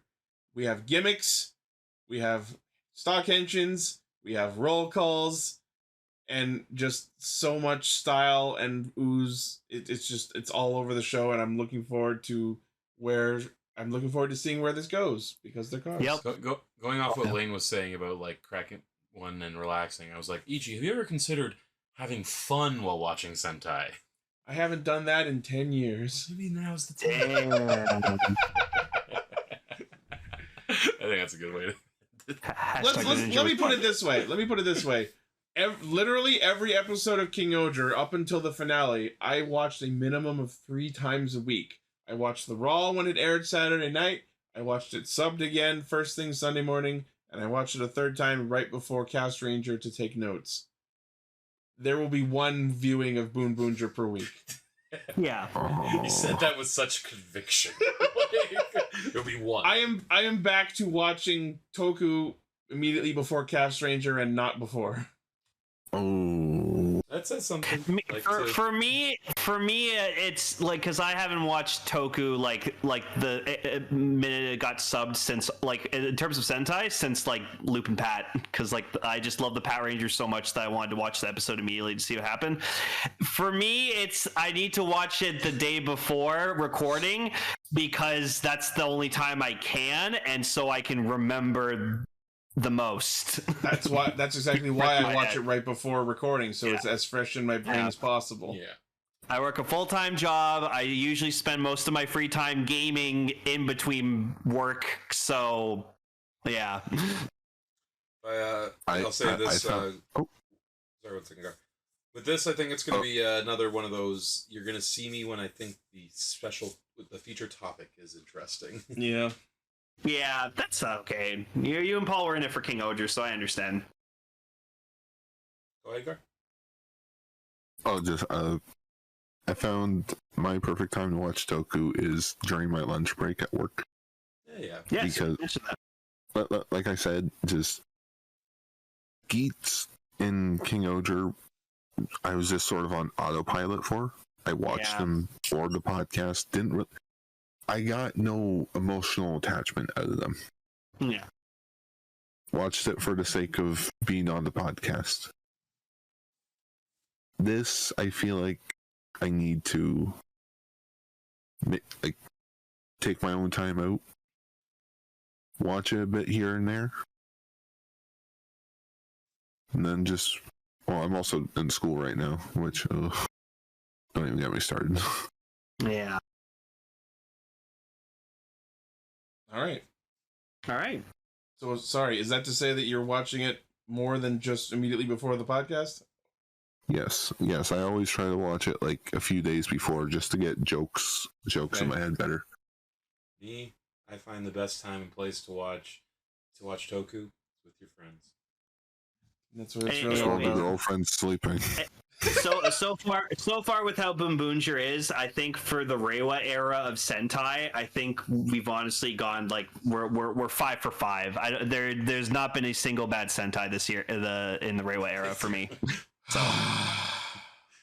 you're gonna have to fight this out one day. You're gonna give me a fucking aneurysm. Too soon. Just an aneurysm from sheer stupidity. Yeah. That's what Don Brothers was. And I didn't think you were that stupid, Ichi. All right. Well, I don't think Emily's back yet, but she hasn't seen the episode yet, so she wouldn't have much else to say. So I think she's going to enjoy it too. Yeah. But on that note, I think we can call this an episode. Boonboomger has a promising start. We'll see how far down the road it goes. Again, as long as it can hold what it's doing and not change itself overtly too much, I think it'll be fun. I think people will enjoy it. I can see kids really liking it. Oh yeah. Happy 10-year anniversary to Castranger. 10-year anniversary to you guys. That's amazing. That's restaurants don't We really have been doing it this long. What the fuck? So it's been just you and Lane who have been here from the start to today, right? Yeah. You guys, man, for real, this is what would happen if Bulk and Skull did a podcast. Okay? For real. That is weirdly on point, right? I'll always say if the show ever ended up just being me and Ichi, I feel like we could like how me and Gar carried on Ultra Ranger, me and Ichi could carry on Castranger, just the two of us. We've done it. There have been many Ichi and Lane only episodes, and we make it work. Those are some of my favorite. Yeah, those are some of my favorite episodes, honestly. So I love doing the show with everybody, but if I had to do it with just my best buddy Lane, we could carry the show. That's the most Bulk and Skull thing I've ever heard. That building's supposed to be over there. All right. So that'll be it for now. Amazing shout out to our currently active patrons: Blaze, Armorhide, Sentai VT, Midas, Vegas, and Jackaplier. Thank you for supporting what we do. Which of course leads to Chikai Radio Sentai Castranger. Oh fuck. Next week, our featured topic will be episode 2 of Kamen Rider Black Sun. Hell yeah. I've been looking forward to watching more of that. Which means we'll have Paul here, and he'll get to tell us what he thinks of Boonboomger. We get to see what's his face. What was it, Oliver Johnson? Was that his name? Did we learn that wasn't actually Oliver? Or no? Are we gonna meet the actual Oliver Johnson? Yeah, we're gonna meet the actual whoever Oliver he Johnson. is, we'll meet him. Nice. Yeah. I'd be here for that one. Yeah. That's cool. Oh, that means I gotta watch episode 1 of Black Sun. Hey man, it's good shit. Because I'm gonna be in the studio next week. Yeah, Gar's gonna be here next week. Nice. Oh yeah, because Gar's gonna come visit me and we're gonna watch Cosmos. Yeah, we're gonna watch a shit ton of Cosmos so that we can become one with the Cosmos. Cosmos is made of billions and billions of boom. I love you, Ultraman Cosmos. You're so fucking cool. Billions and billions of Boonbooms. No. The stars That's among the the Rainbow highway zone. Yeah. Oh man. All right. Thank you all once again for listening, watching, liking, favoriting, sharing, subscribing, hitting the bell, and being awesome. The primary source of our hijinks is castranger.podbean.com. From there you can find our Facebook, Twitter, Patreon, Discord, merchandise store, all of our cool shit. Thank you once again. We love you so much. Thank you to everyone who has stuck by Castranger for these last 10 years in any capacity. Let's hope for another 10. Knowing you are all out there helps make the show feel much more worth it. Not that it wouldn't be, even if we had no audience. I love you all. You're all awesome. Let us know in the comments what you thought of these episodes. Let us know what you're thinking about with regards to Boonboomger. And let us know what your favorite Castranger moments are, because I would love to hear some feedback. I know there's a lot of people out there who listen to the episode and don't comment, but I would love to hear from some of you lurkers out there, and let us know what you thought. The episode where Ichi talked about macaroni and cheese for a very long time. And now I can cook my own macaroni. I will say my personal favorite recommendation of a Castranger episode is episode 75, Bakasumi. That was a really, really fucking good one, because I think that's when Gar really fucking hated Ninja. It was super funny. That was the one point. That was also the debut of Star Ninja Cancer, which is one of my favorite jokes. Wait, isn't Bakasumi the episode where I didn't say anything? No, you did. Pretty sure you did. That's what you best. Pretty sure Lane would know. He's been listening to old Castranger episodes a lot lately. Oh, dude, it's fun.